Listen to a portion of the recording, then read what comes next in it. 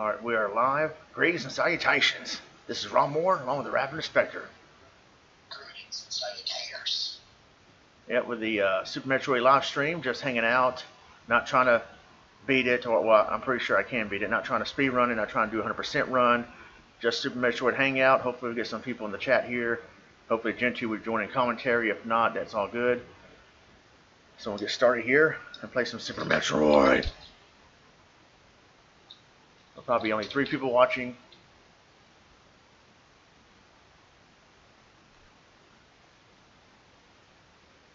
Alright. You see down there?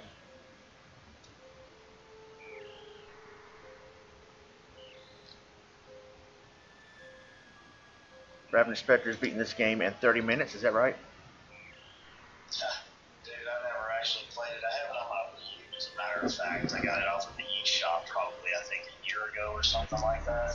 Yeah. And, yeah, I've played it, but I barely got into playing it. So, no, haven't beat it yet. Although, I have been playing some of Samus Returns on the 3DS. Haven't gotten too far in that either. Yeah.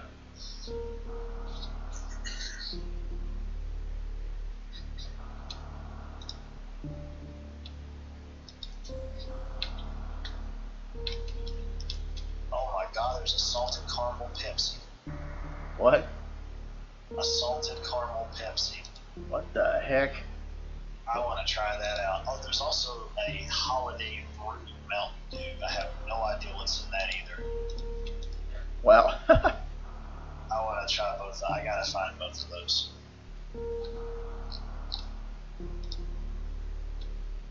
I think there's a fried chicken Oreos, but I think that's fake, of course. I would totally try that. With that move Samus with you right there, I'm not even sure how to do that one.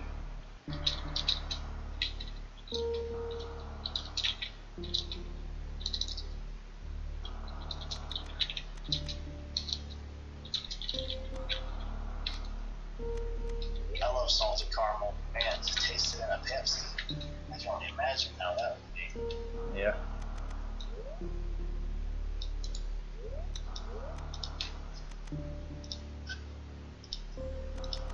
I got one of my friends on Facebook. He's like, I don't know where he manages to find these different types of foods. I don't know what stores he goes to. He told me he usually goes to Walmart, and that's where he finds them at. But he's always finding these interesting types of drinks and foods that I haven't seen or haven't seen in a very long time. And I'm just like, holy crap. And I was like, I need to be able to go to your Walmart or whatever stores you're going to. Right. Are you very familiar with this game, Spectre? Well, I know that you're going from place to place, gaining abilities, gaining items to get access to new areas. Yeah, shooting up the Metroids and the other enemies. Some people don't like these games because of the constant backtracking. Yeah, I'm not really a backtracking kind of guy when it comes to games, but it has to be something like really special for me to be able to backtrack through it. Like the environments need to really be nice, the music needs to be really good, or maybe the characters need to be really intriguing, something like that. But overall, I've never been a person who really likes to do that, to backtrack and whatnot. I'm always wanting to see something new.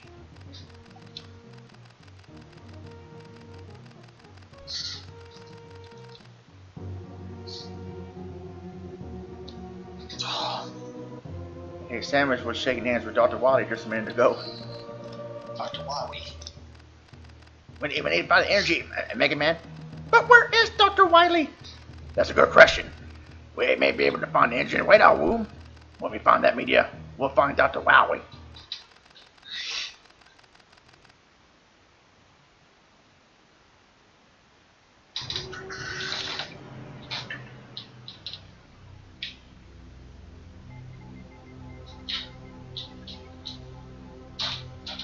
Now in the space colony. We gotta try to get back the Metroid that Ridley stole.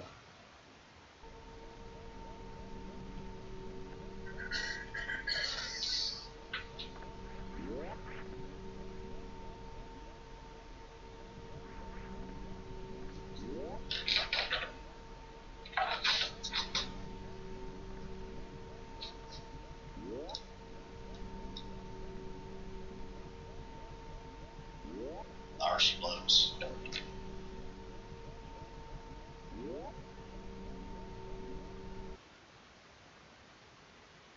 There it is. That's all right, little buddy. Yeah. I'm gonna take you home, little I fella. turned up the volume a little bit. I'm trying to check and see how I sound, and it seems like I'm coming through okay. Okay. Oh, there's Ridley. Ah! Of course, you have to lose right here. Actually, there's a way where you can make Ridley drop the jar, but he'll pick it back up and escape anyway. Or when you get to like, when your energy gets to 30 or 32, that's when he flies away. And so either way, you gotta escape before the space station blows up. Oh yeah, that's right. I think that was probably one of the more unique ways that the Super Nintendo utilized. I guess it was Mode 7 when they ended up having the space station collapse like it was and falling over. I think that was like a version of it. Yeah.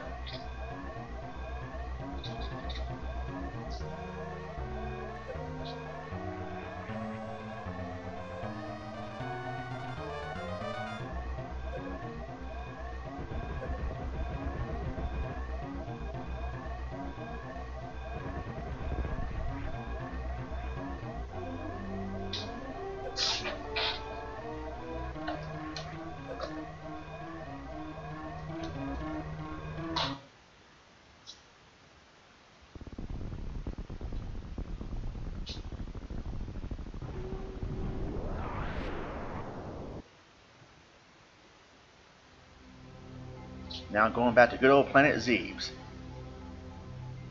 When I was a kid, I thought it was called the Zeebies. Zeebies.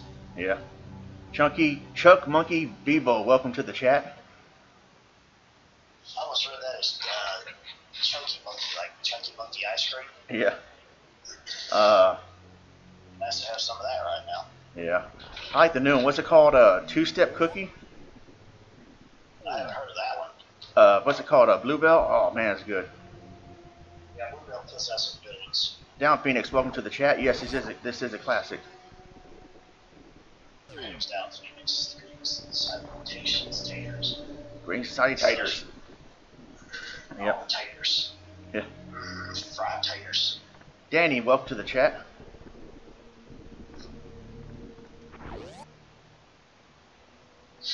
I am joined by Ravenous Spectre. Indeed.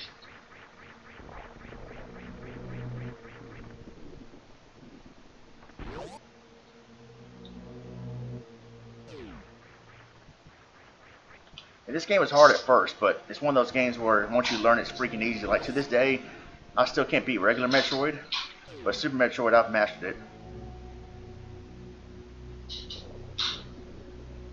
I'm pretty sure you played through it numerous times and really know exactly where you need to go. Have you ever tried speedrunning it? Yeah, the live stream I did in the Ronmower channel, I did a speed run. I beat an hour and a half. It's not spectacular, but not bad. That's a heck of a lot better than what I can do. Other than, again, I've never actually played the game, so. Yeah.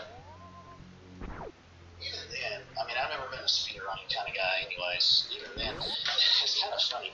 I used to go and look at some channels on Twitch, for example, just to see if there was like some gameplay footage of a certain game I wanted to check out. I ended up going to somebody's channel, and they would be speedrunning something. And I was like, okay, this is cool, you know, I'll check out a speedrun, see how fast they can get through it. Well, every single time that happened, they would end up going and be like, oh, I'm a couple seconds behind, I'm going to start back over again. I'm like, what? I'm like, okay, this must be one of those people that goes to those tournaments, that goes to these charities and whatnot, that speed run through games really quick, and they have to make sure they have it right on time of exactly the minutes and the seconds that they need to be where they need to be. Otherwise, they're like, oh crap, I messed up, got to start back over again. And I'm like, okay, I can't watch this. Yeah. Can't watch over and over and over and over and over. Yeah, I can't imagine being in that situation, doing a live stream for charity and everybody's watching you do a speed run of a game. Because that's the pressure. It's got the pressure's got to be the pressure's got to be high.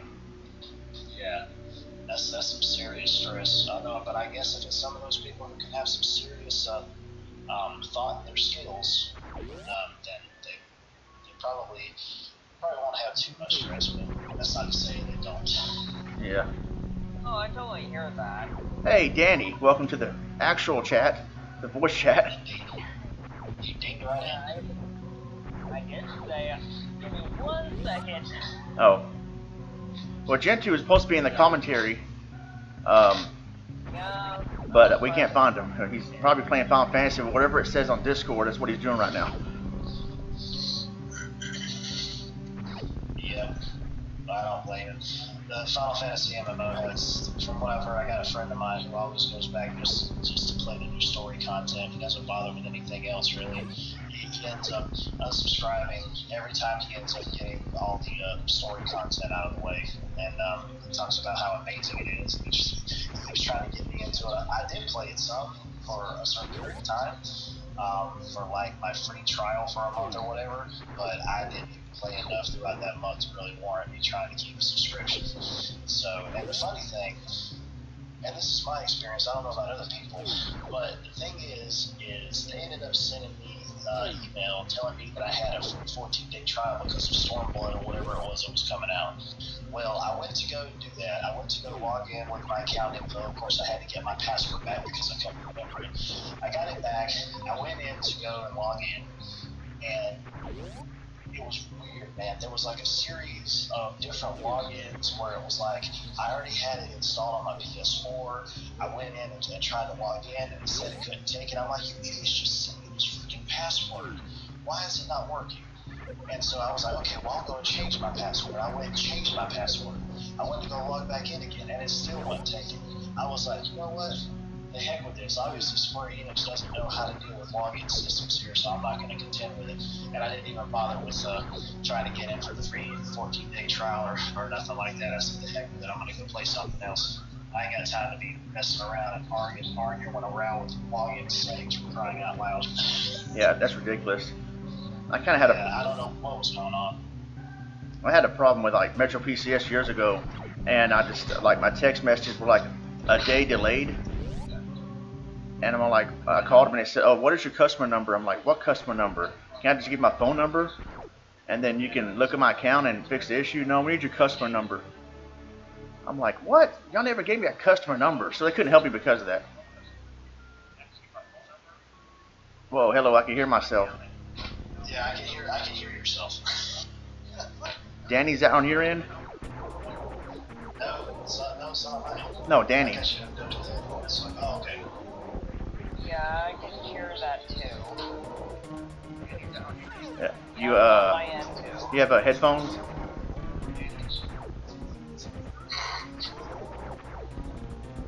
He's lost his head! He's lost his head!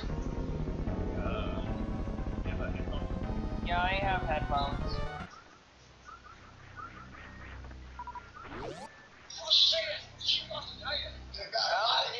And he's down.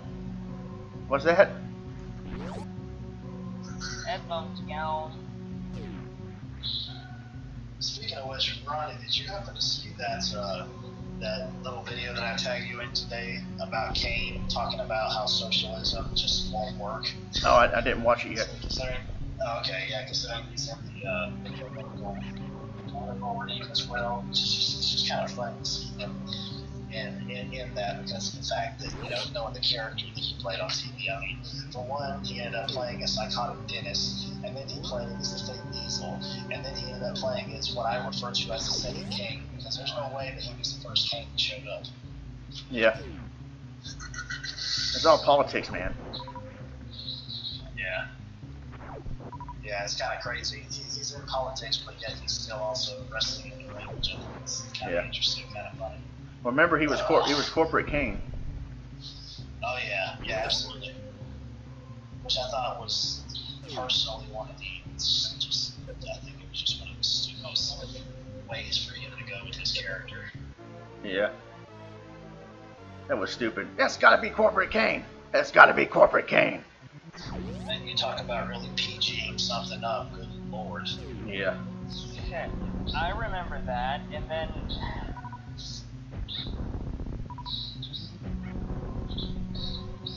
What's that?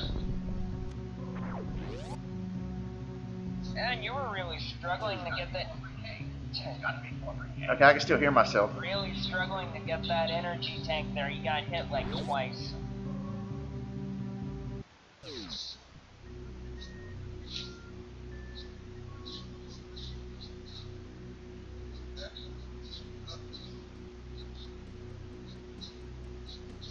Now for the epic Brinstar music.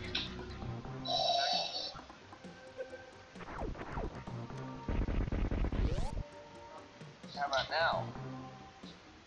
Not hearing nothing right now.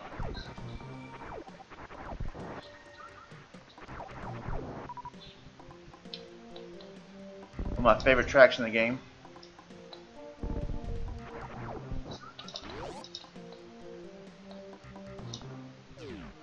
Be sure to make a map. Most interesting. Yes, as Skip Rogers would always say. Yeah. Skipping the Rogers, skipping the Jolly Rogers, the Jolly Ranchers. Yeah. Isn't there a Jolly I was gonna say Jolly Roger, I'm thinking Mario 64. Is there a Jolly Rancher drink? Yeah, there is. There's a few flavors of Jolly Rancher sodas, but they probably are like packed with so much sugar your head would explode. Wow. I've tried a couple, and they honestly, like, they were nasty. The reason for that is because they hardly had any carbonation. Oh well. It's one thing to have a soda that has carbonation in it because it seems like it's just a proper amount of mixture of carbonation and the syrup and the water and all of that. But if you have it where it hardly has any carbonation in it at all and it just tastes like snow cone liquid or whatever, you know, it kind of tastes like what you put on a snow cone. It just had just a nasty, really high sugary taste. And I was like, Yeah. I would have had more carbonation, you know, so I could actually feel that burn in the back of my throat, man. Yeah.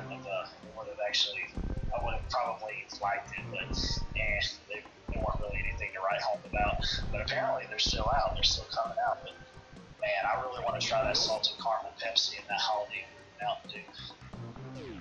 Have you ever had Surge? Yeah, I've had Surge before. Surge is awesome. Yep. There was a rumor going around that it made your testicles smaller. Yeah, I heard about that. It was the Yellow 5, and that's one of those rumors where it's like, if you drink anything Yellow 5, your dick is going to shrink, or your balls are going to fall off, or something. I was like, yo, that was freaking insane. Sounds like just one of those old wives' tales. Oh, that's sad, Chuck. Yeah, but Super Metroid, I mean, see, that's why I'm glad I was the only child. I didn't have to share any of my games with any siblings. It was all mine. I was spoiled. Yeah, and I was the youngest Uh, of my family. yeah. Oh, Yeah, I was the only child, so. Well, now you're part of the ST2K family. Yeah. Yup. So, last month, a few days after my birthday, I got Super Metroid on my Wii console. Yep, I was just telling Ronnie earlier that I did get on the Wii U probably about a year ago or something. Oh, Yeah. from a very good choice. Okay. Yeah, it's a heck of a lot cheaper than buying the daggone cartridge. I forgot to get the Good freaking... luck trying to buy the cartridge. I forgot to get the charge beam. Charge beam. Yeah. I'm in charge here. Yep. They're Now you get to be like Mega Man. Yeah, they're ripping off Mega Man, the charge beam. Or Mega Buster. The Mega Buster, charge shot, and then there's the charge beam. I was like, that's both good ideas. Let's try to make it our own. Like, still Mega Man. You guys remember in '94 they had something called Cybermania? Cybermania. It was like kind of like a video game, kind of like the movie awards, the Academy Awards. It was like kind of like the video game version of that. And so certain video games in that year won best game of the year or whatever, I forgot. But one of the nominees, the announcers totally butchered the name to Super Metroid. That said Super Metroid. I'm like, oh jeez, get out of here. Oh my gosh. Oh, you're drunk. You only had one. Super Metroid. It almost sounds like hemorrhoids almost. Yeah. Or met with a roid. Yeah. Roid? Metroid Rage. Roar. No, I had Metroid Rage or original Metroid. Jeez, that game was hard. Especially with one password makes the game even harder, and you start out with the wave theme. Yeah.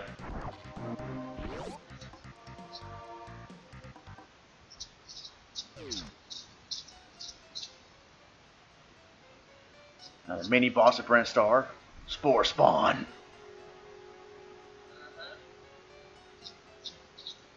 The heck? Yeah, like, when I was, like, first playing, Super Metroid on my Wii console, I ended up getting as far as Bantoon, and then Bantoon, and then I died. I was like, I need to save.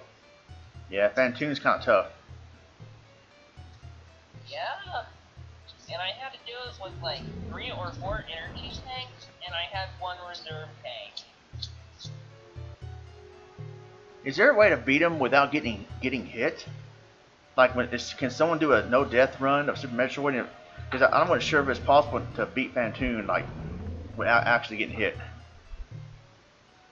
Well, if you watch close-up speedruns or like awesome games done quick or anything, a lot of the runners don't get hit from Bantu or Dragon. Oh yeah. Well, Dragon. See, if you're gonna beat Dragon, yeah, because if you're gonna beat Dragon without getting hit, you can't do the grappling hook trick. Yeah, that makes it a lot quicker, but also that's like the Hyper Beam from Metroid Prime 3 Corruption. You use the Hyper Beam and everything, you're gonna lose life. Yeah. What is y'all's favorite Metroid game overall? Say that again, Ronnie? What is y'all's favorite Metroid game overall? Metroid Zero Mission would probably be mine. Oh, it's a good thing Tibbs isn't in his commentary. The Flash Sheep, Sean. It's a good thing Tibbs isn't here. Honestly, I don't know because I've never beaten a Metroid game and I've only played a few here and there of a few of the different games. Like I mentioned previously, the most recent one that I've been playing has been Return of Samus, and I haven't really gotten too far into that. Another friend of mine, I think, has already gotten farther than me, and he just got the game like 2 days ago or something. And I'm like, holy crap, dude. I was like, I need to find out what his tips are. Yeah. I've actually been one who got it first day and almost beat it like a week later. Yeah. I'm 100% of the items now. Yeah, I remember you told me that you ended up playing it for. It's pretty much the only game you were playing the whole time until you beat it. Yeah, I thought it just ends up a clean Metroid, but I'm not telling anything about the end boss reality, because that spoils everything in the chat. Nah, well, I wouldn't ask for that. Just the fact that I'm trying to get my basics down of exactly where I need to go to. Yeah, and then recently my friend over here ended up buying the game, and he died a lot too in the game. Yeah, it's pretty challenging. Ernest, welcome to the chat. What I heard, so. Ernest says that Metroid Prime's his favorite.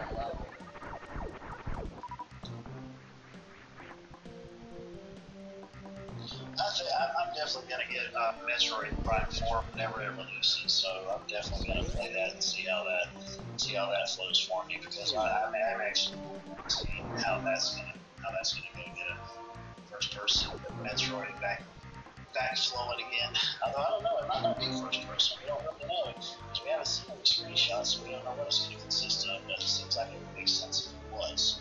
Yeah.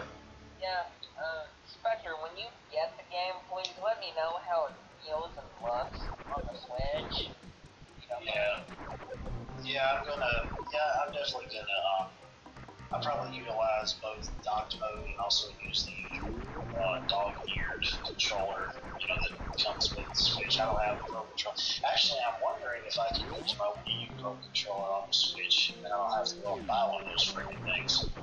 I mean, I'm fine enough with just the Joy-Cons as it is. I don't have a problem with them at all. Never have. Some people do, and they can't really control them properly, or they think they're probably a little too small with their hands. And honestly, God, I thought that was going to be the same way with me. But fortunately, it wasn't. I was able to handle them properly, and they weren't unwieldy or anything for me like that. Yeah. What about Federation Force? Oh, good Lord, have mercy. A lot of people really just jumped on that one like no tomorrow, which I understand. It was pretty much just a game with the Metroid name on it. And a lot of people were saying, well, why didn't you just go ahead and make it something else instead of naming it a Metroid game? Because that pretty much just threw people for a loop. They weren't taking to it too well. But the next Switch game I'm actually going to be getting is going to be Xenoblade Chronicles 2, which I'm so freaking excited for beyond all belief. It's going to be out December the 1st. I ended up going on Best Buy, and I used a $20 gift certificate they gave me, and I also had my Gamers Club Unlocked membership ended up taking some money off as well. So I only paid half price for it. I paid $30 for a brand new game. So I got half off of that. Yeah. Yeah, well, I was thinking about using it for something else until I realized that was going to be coming out December the 1st. After the fact, I was like, I really think I'm glad that I waited now. Heck yeah, gonna buy me that game. For the $20 gift certificate, they actually gave me a $15 one previously, probably like I don't know, maybe a month ago or something like that, and they ended up giving me a $20 one this time around. So World Wrestling Federation Force. I'd like to see that actually. That would be cool. A Force to be reckoned with. So Charlotte would be Samus. Yeah, the blonde hair, the tall ass. Yeah. Yeah, that's true. Yep. Embrace the inner Mae Young would be Mother Brain. Actually, I just heard that Emma got released. As a matter of fact, I just thought of that. Yeah, she did. Or something else. And I'm like, oh my freaking goodness. Oh my. Yeah, I'm very disappointed, man. She could have. I mean, she had the potential of having a big push. I don't know what's going on there. I really don't know. Man, he just needs to freaking retire. He's gonna be rich for like even after he dies. He's still gonna be rich. Yeah. So he should just retire. Yeah, buddy. Yeah, he should go ahead and give the company over to Triple H and Stephanie or Shane or whoever the heck is going to give it to. I'm pretty sure it's going to be Triple H and Stephanie. And let Triple H actually do something with it, because he's already stated, I've already read something before how he stated how he kind of wants to bring back the Attitude Era somewhat, not as extreme as it used to be, but enough to the point to really make it where creativity isn't stifled like it is. Because everything is just so by the books and by the script in WWE nowadays. It's pathetic. I just sit there in the fridge and roll just some of the dialogue that I hear the wrestlers say, but they can't really do anything about it because they have to follow through with how their characters are, and they can't really use their creativity like they want to, like they used to back in the day. So, yeah, I mean, that was actually one reason for Triple H making NXT well, I believe, because he really wanted to bring new talent in, and everybody really loved NXT. So he was going to indie shows, finding new wrestlers to bring in, put them in NXT, see how they performed, all that, Yeah. But I mean, that also brings another thing to mind. Why in the piss are they taking Asuka, who's like one of the most dominant female wrestlers in NXT, and going and putting her against jobbers? Yeah. Putting her on the main show and putting her against jobbers. Well, I think they want to slowly build her up. Absolutely no competition at all. Yeah. But no one's ready for Asuka. Yeah, Asuka's wicked. At first I thought Asuka, and I'm like, but kind of looks like Jay, but it turns out I was mistaken.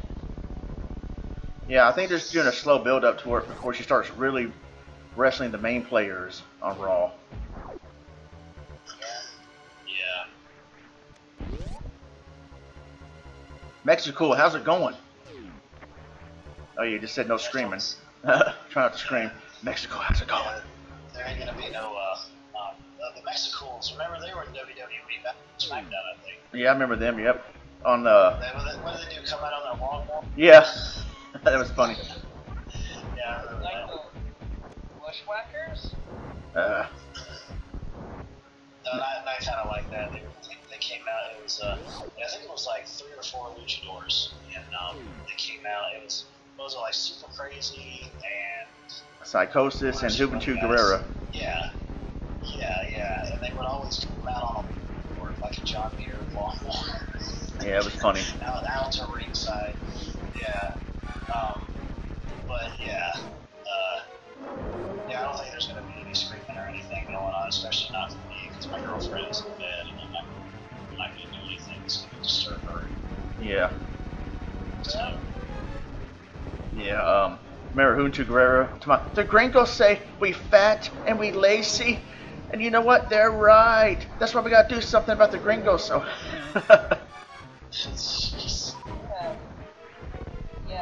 Like, I watch, like, Impact Wrestling every now and then, and I'm surprised Conan has the LAX crew now. Like, this could be interesting. I mean, yeah, to build the animals back on WCW, why not make a return of that, too? Yeah, but they... Ronnie, can you send me a link to be able to send to a friend of mine? I sent him the link that you sent me for the stream, because, I said apparently he can't get to it. That's weird. You should be able to, but, well, hold on after I beat Great here.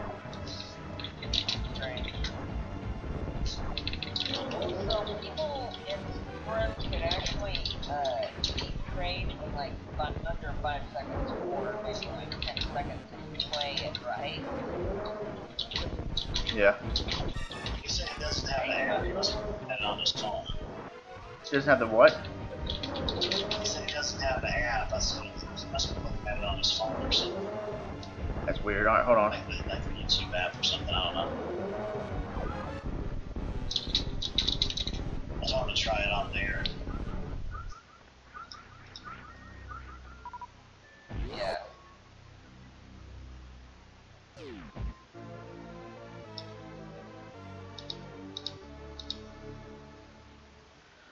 Alright, so what I need to do, like, just send you the link.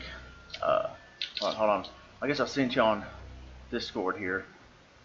Yeah, just alternative. I told him to try it. Works on there. He says Alternative. I guess he was trying to watch it on his phone. Yeah, the alternative link. Yeah.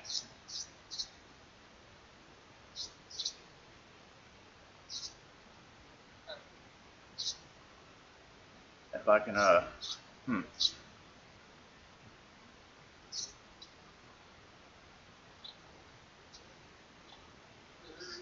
Well, trying to figure out how to... See, that's the link I sent right there, but I'm trying to figure out how to do it differently. Because if I log out, I think, well, if I log out of here, I should still be live streaming, I think. Yeah.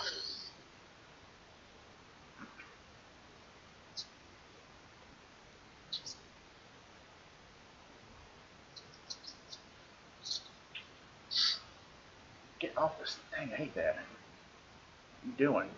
Click don't save, no matter how many times it still tries to keep me to freaking...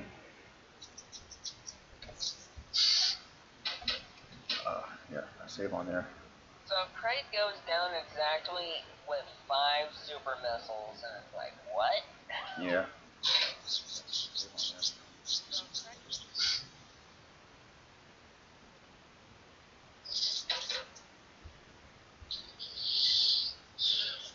Alright, so I'm sending a Discord right now. That should be... If that don't work, then I don't know. I don't know. I'm not sure what's going on on his end, but that link, that's another alternative link. Alright. Roger that. Alright.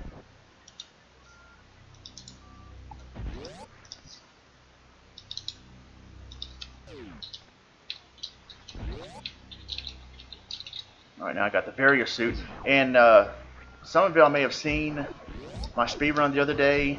The part where I came real close to dying. Yeah. That someone told me to use one of the suits should be able to protect you from the lava. I said no, the gravity suit does not protect you from that particular lava. There's two different lavas in the game, and There's normal lava and the acid. yeah, the acid can kill you. The acid lava, you can't get no protection from that. He was telling me, no, I'm pretty sure one of the suits protects you from it. I said, the gravity suit protects you from the regular lava. It does not protect you from the acid lava. Gotta get your lava straight, son. What was that? Gotta get your lava straight, son. Yeah. Yeah. Well, I know what he's thinking, though. He's thinking of the gravity suit. Cool what you did, Ron. Yeah, thanks. That was luck. And Venom 22 was in there, and when it happened, he goes, no, that was skill. I said, well, it was partially luck, though. I had 3 units of energy left when I got out of there. Yeah. Get the power! Dun, dun, dun. Nintendo power! Higher and higher! Something, blah, blah, blah, enemy fire! What in the world? Remember that commercial? Right? No, I don't. Nintendo Power, old school 80s, 90s commercial.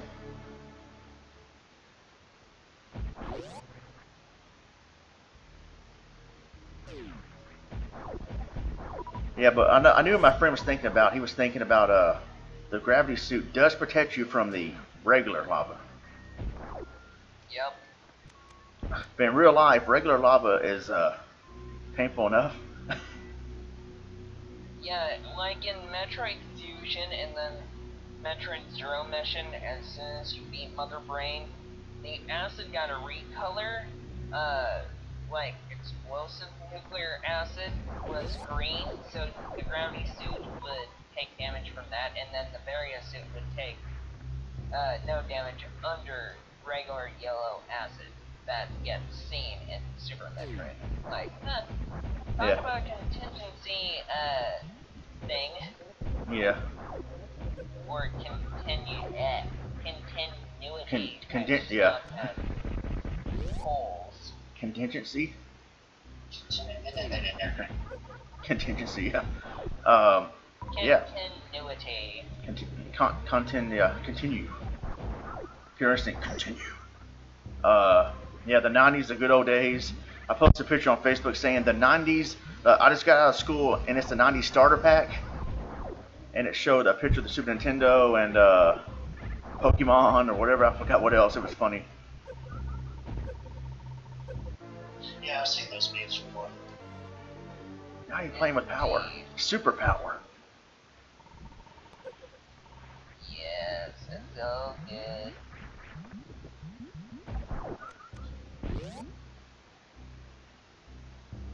I can't wait for Xenoblade Chronicles 2. Good lord. I thought I had enough RPGs to play. Now I got another one on the list. Oh, it made the list. Yeah, It just made the list. Yep. yeah, it definitely made the list. That's for sure. I gave. I've been playing Dot Hack, GU, Last Recode, and Assassin's Creed Origins, and now here it is, Xenoblade Chronicles 2. Yeah. Yeah, it reminds me that I still need to get Xenoblade Chronicles #1 on my 3DS, and then get Xenoblade Chronicles X on my Wii U.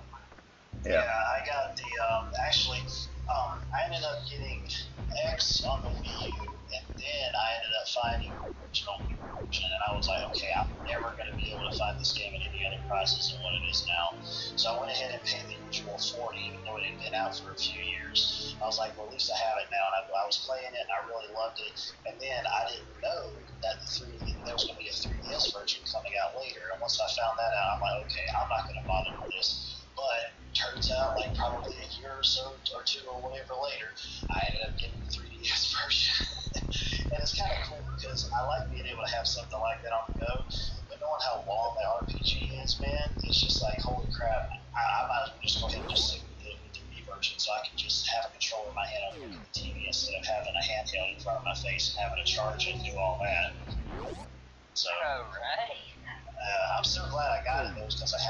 have an extra copy, even though it's on handheld. But man, for them to be able to fit such a massive RPG into a handheld like that is crazy. Although they did the same thing with Zelda Breath of the Wild. They put that on a cartridge. Now they're going to do the same thing with Xenoblade Chronicles 2. So, oh, Lord have mercy. Remember that picture I posted on Hyrule Warriors Breath of the Wild for 64? Oh yeah. yeah, that would probably end up taking 10 or 20 cartridges of just the N64's technology. Yeah, and it took me 3 years to finish my LP on the Ronmower channel of Ocarina of Time. And Gentry said, Tib said, if you did Breath of the Wild, it'd take you 10 years. Yeah, exactly. Yeah, would I beat it in time? Don't hold your breath. I don't doubt Yeah, it. hold your breath. Yeah. Yeah, Chris Jericho's list. Yeah, yesterday I gave him a present, the gift of Jericho. I sent him a picture of himself. Nice. I saw that on Twitter. Yeah. Yeah. Oh, my friend says he ended up using the link, and he said it works for him. Okay. Yeah. So. Awesome.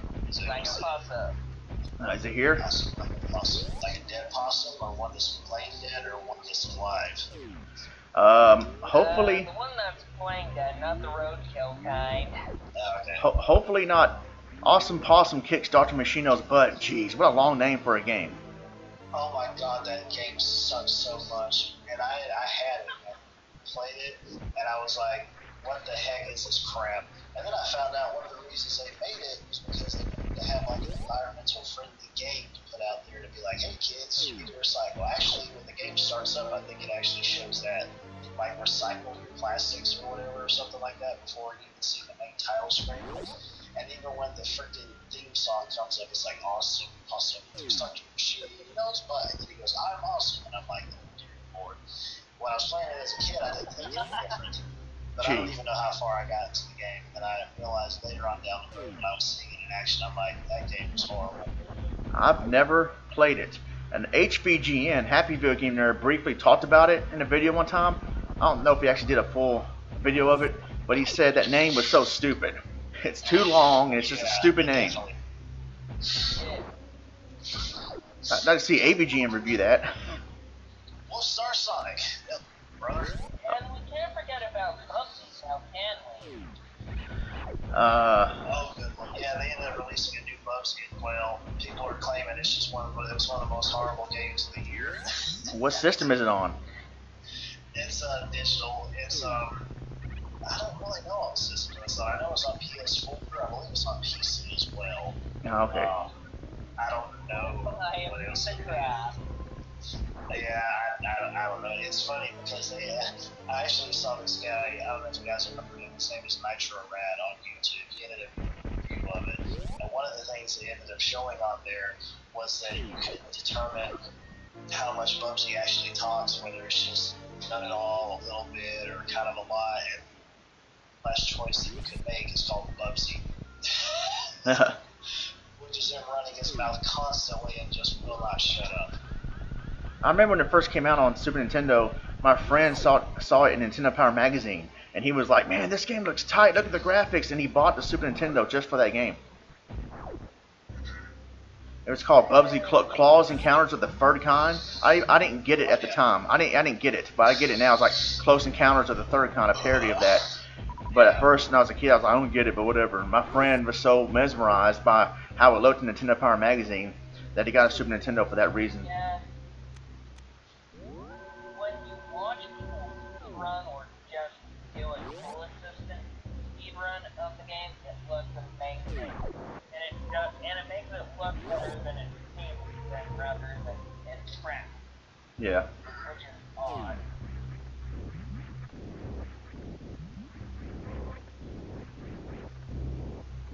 Freaking sea monkeys or seahorses, wherever they are, right here. Oh, jeez. And then there's like Bubsy, clauses of the bird kind on the Jetsons too. Oh, yeah. Speaking of which, the Completionists ended up putting out a video of that, of the Close Encounters of the Third Kind today, as a matter of fact, talking about it. Ah, okay.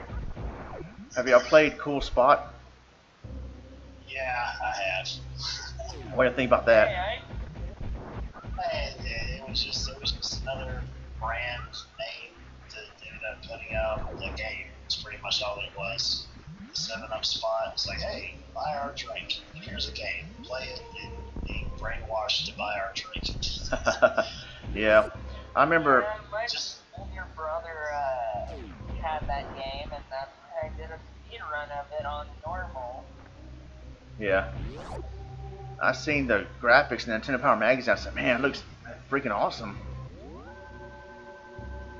Yeah, it's just for cool fun, you have to play the game not once if you want to play it a second time on normal, or if you have to play it on hard, and you have to get Uncola in each bonus game of every bonus level.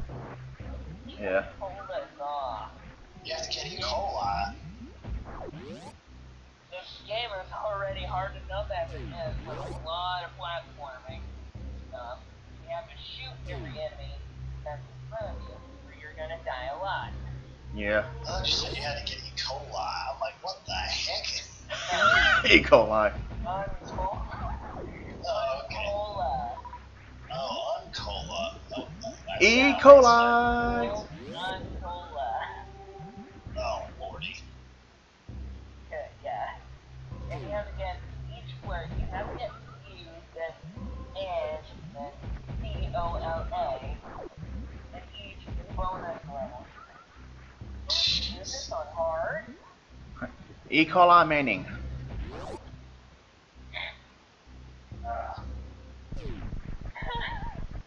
Best commentary ever. Look at these alien mouths. Look like from the Alien 3 or some one of the Alien movies. That's what Metroid was based off of. Really? Yeah. Okay, well. Metroid and everything, and of course, and then you got developed Battle Price and everything. Yeah. I feel like an idiot. I forgot. I know what I'm doing. I can get the ice beam now. I just went totally the wrong way. Get good, kid. Wait for Spectre to say it. No, it's not just about get good. Get good. F you. Yeah, exactly. Yeah, precisely. That's exactly what it is. That's the video that made me subscribe to you. I'm like, this guy's so right on. Yeah, I was just, I was on my lunch break at work or at my previous job, and I was like, you know what, I'm gonna go and make a video regarding this, because I heard it from somewhere. Somebody was talking about like difficulty and whatnot games, and I'm like, what is anybody's freaking prerogative on what difficulty you play a game on? It's all about entertainment. If I want to play it on easy, by God, I'm gonna play it on easy. It was my money, I spent it, I bought it, nobody else is playing it for me, so they can all just go and suck it. Yeah, who was it? Was it Xander? Was it Xander or someone on Facebook that posted a rant about that also? Or Burhan? Might have been Burhan. Burhan, yeah, he ended up mentioning something about it, and I was like, yeah, you know what? I said, considering the fact that I'm not one of those people that plays games on super mega difficulty, I guarantee I'm making more progress through more games while they're still stuck in the same area 50 times in a row and pulling their hair out and banging their head against the wall. Yeah. So, I was like, yeah, this is fun. I like beating myself up over it and being a masochist or whatever. Anyway, sorry, what was that? Mirror. Oh, you started to say something. I sound like a bunch of stupid primitive monkeys. Yeah. Mexico, it's called, you know what, Spectre, I think you have permission since you're a moderator in this chat. It should be able to let you post a link to the video if you want. Mexico, I think, is wanting to see it. Oh, okay, yeah, let me go and find it. I'll have to go through my videos a bit before I get to it. I believe I remember what it was called. Why shouldn't I know it? It's called Cheating in Single Player Games. Yeah, I think that was it. Yeah, you're right. Yeah. I'm gonna give me a few moments and I'll find it somewhere here. Okay. Yes, finally got the ice beam. And I heard it going off. Chill. It sounds so nice. Yeah, so in the ice, because I got the ice beam, fell. Fail. Yeah, you got the ice. So, speaking of sound effects when firing ice bullets, when you fire off the ice pod in a liquid test, and when you shoot the ice beam with all the other power-ups to Samson's arm cannon, they sound similar. Yeah. Ice, ice, baby. Stop, collaborate, and listen. Something brand new edition.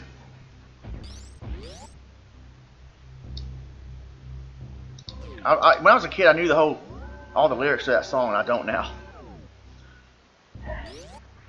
Yeah, or maybe Vanilla Ice made your rap. Oh yeah, I saw that movie in theaters. That was such a cool experience. Ninja Turtles and then Vanilla Ice. They surprised my parents. Like, whoa, what?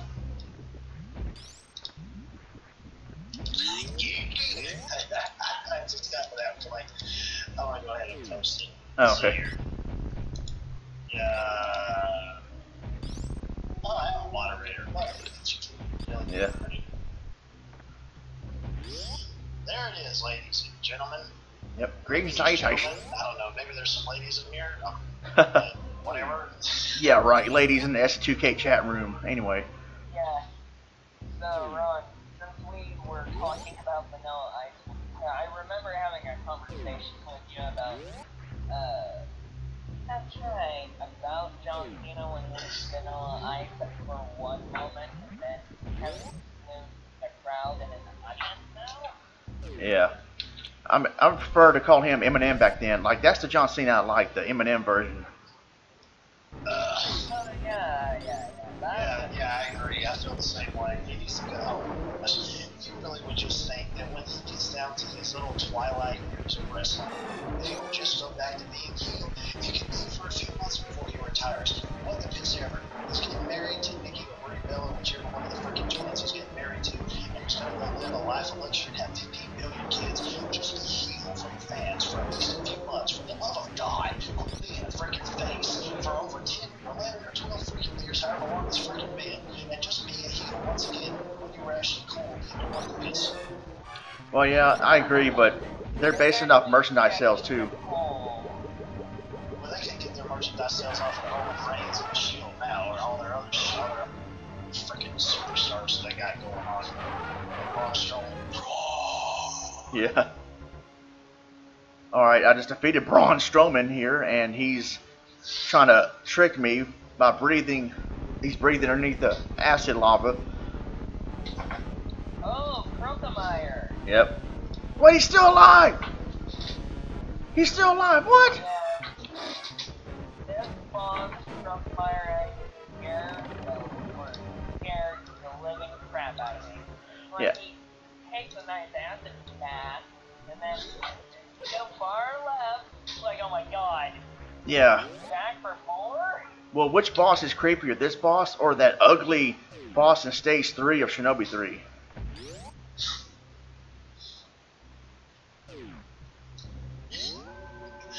I'm laughing at that part. Oh god, I need to get a t-shirt with. Oh, in that video?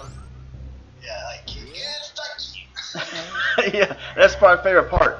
Get good, get good, get good. F you. It ain't got nothing to do with getting good. Yeah, I mean, yeah.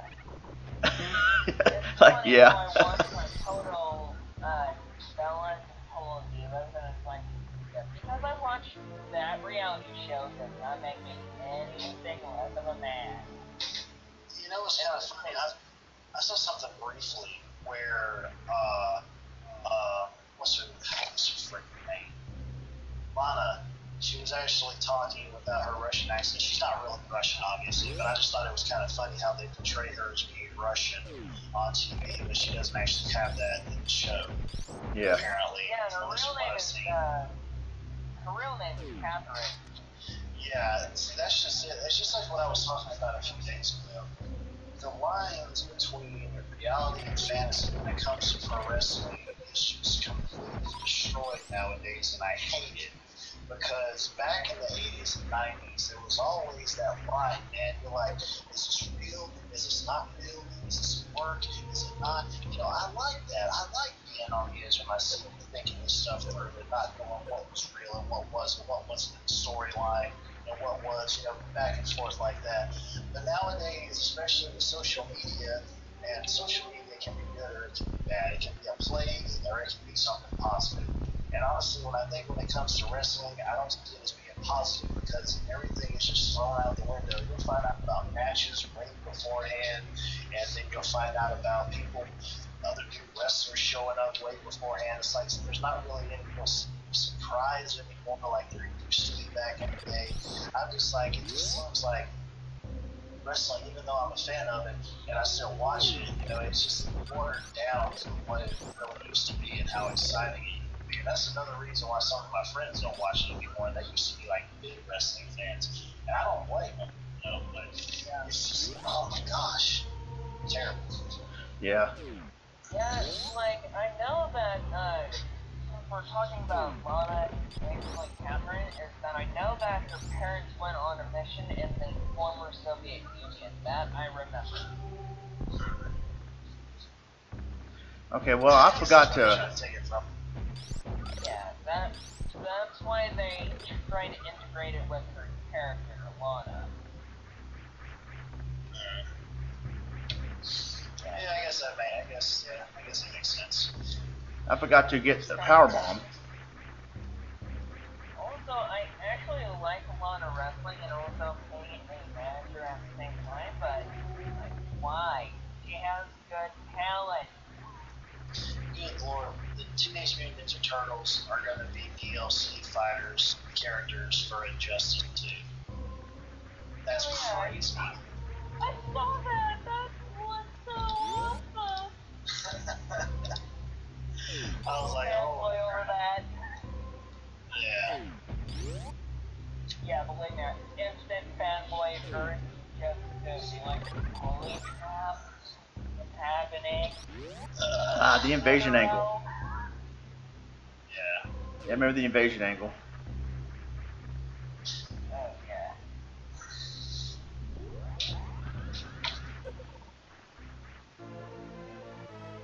I don't know what these other two characters are. I just saw about Ninja Turtles showing up. The Ninja Turtles tournament fighters for NES was garbage. Yeah, it was. Yeah, because the super moves are broken, but for some reason, I absolutely love the game. Yeah. I love the SNES version of Tournament Fighters. We live streamed that not too long ago. Yeah, I remember that. I was like in the middle of that chat. Yeah. Yeah. Oh man. See, I forgot to get the power bomb. I could probably use the bomb jump back there to maybe get into the grappling beam room, but that's too tedious, and I need to go back to Brinstar and get the power bomb. Gonna drop people on their backs through tables to break their deck. Yeah. Yeah, that kind of reminds me when Impact Wrestling was still pretty good and AJ was basically fully power bombed by Dudley Ray. Oh, wait. Yeah, Bubba Ray. Dudley Ray. Yeah, Dudley. Always. Next time, and of course, Bully was like, damn, dude, you are a terrible heel and I don't like you. Yeah, he was a good heel. Yeah, Really? but for some reason I like him as a face for the most part. Yeah. He doesn't have that, even though it says, do I have something nice written on my face? Because if I do, I'm gonna kind of erase it off my face. Wait, what? There's something about getting stuff off of his face. Oh. Yeah, Bully or Ray Dudley. Yeah, Bully Ray. Dang it. yeah, bullying was like, how do we say it? Bully Ray. It was Bully. First it was Bub Ray Dudley, and it's Bully Ray. Yvonne saw him, right? Just like, Bully or Bubba, like, how do we say it? Do I look like a nice person if it's written on my face? Allow me to write it off my face or erase it. Oh, okay. Yeah. It is just something about real life wrestlers that play heels are either gonna love their fans or they just don't love their fans. They just hate them. Yeah. All right, Wolfstar Sonic. Thanks for coming in. Appreciate it. Adios, brother.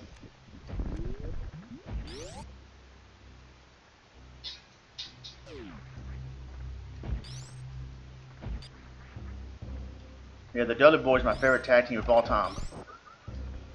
Yeah, I have that Dudley Boys reset. Reset. Yeah. Yeah, I mean, I must say, they were probably the best tag team I've seen in a while. Yeah, they went too far though. Sometimes in the ECW, they actually grabbed a fan's beard and threw it right in his face. I'm like, all right, that's a little too extreme. No pun intended. That's a little too far. Now I hope that was a plant, or they at least compensated him or something, or like gave him an autograph in the back or something. Now we were just being heels, man. We're cool because he like the fan didn't even touch him or spit on him or nothing, just cussed at him, and Bubba Ray grabbed the beer from him and just threw it right in his eye. Just, and then, but this one woman, because Bubba Ray I think called this woman and her daughter whores, and so they started spitting at him. He started spitting back at him. They were spitting back and forth. That was funny.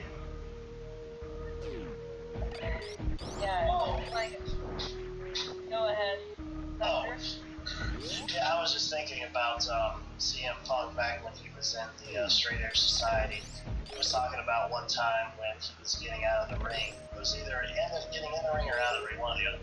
And he was talking about how he, of course, you know, with him being in the Straight Edge Society, he was supposed to kind of look like Jesus, like he was supposed to have like this Messiah Jesus complex or something like that. Because the way I remember that. Yeah, there was this woman that was outside talking about how he was like blaspheming or something against God, and how he was going to hell and all this other stuff. And that was actually at his point in time when he was going to become a heel, because Vince was going to test him out as being a heel. And as soon as he ended up realizing that was happening, because a woman was calling him that, and she was acting like she just wanted to knock him out, it's like, well, I think I got my job done. So he proved to Vince that he could actually be an adequate heel. Yeah.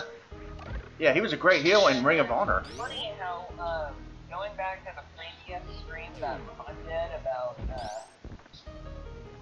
looking back on all the stuff he's done with Window and everything, when Window was talking about going complete and Punch-Out. That's through the whole comments or the chat, I was talking about GPS, when it reminds me, that's the Punk move. Yeah. CM Punk should be heel 100% of the time. Yeah, he was always great as a heel, that's for sure. Man, it would be a total surprise if he ever came back to WWE. I don't know if that's ever going to happen. I think probably his time being UFC may be over and done with. I don't know, because it seems like it took him forever to get on track with having a match, and then he ended up losing it. So I don't know, man. I don't know if he's ever. I would just like to see him back in WWE.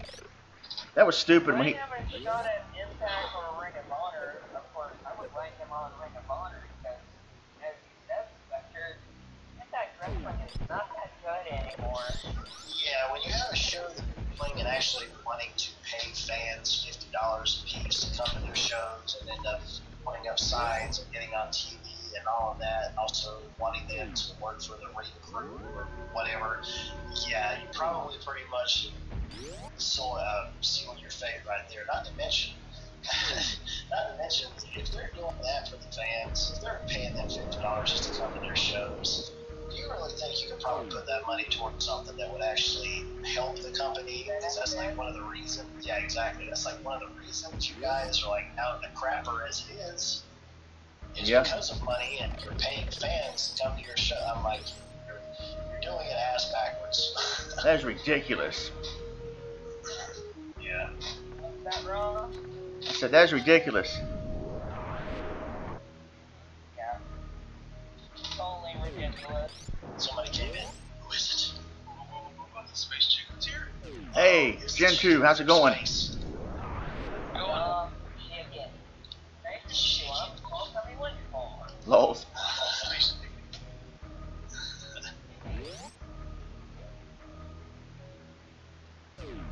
All about the chickens.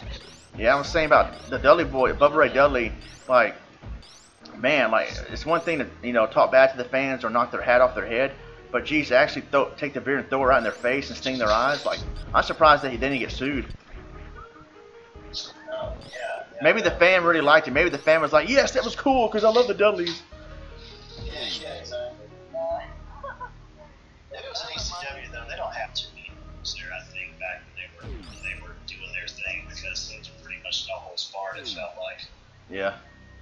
I bet they were given or something. They even go in there and be like, just to let you know, there are no rules in here, so you better just watch your own ass, otherwise you're going to end up getting knocked out or something. I don't know. One kid, I forgot who was wrestling, but Steve Carino and someone else. Someone did an Irish whip back and threw someone over the guardrail, and this kid got in the way, kind of got knocked down, kind of hard, like a little kid. And it's like, well, I mean, you know, get out of the way. Yeah, remember that story of that guy who ended up thinking he was a pro wrestler? He was trying to portray himself as being a pro wrestler. I think Dan was trying to get him into it, and New Jack beat the living piss out of him, and he just lived like a stuck pig in the middle of the ring. The mass transit incident.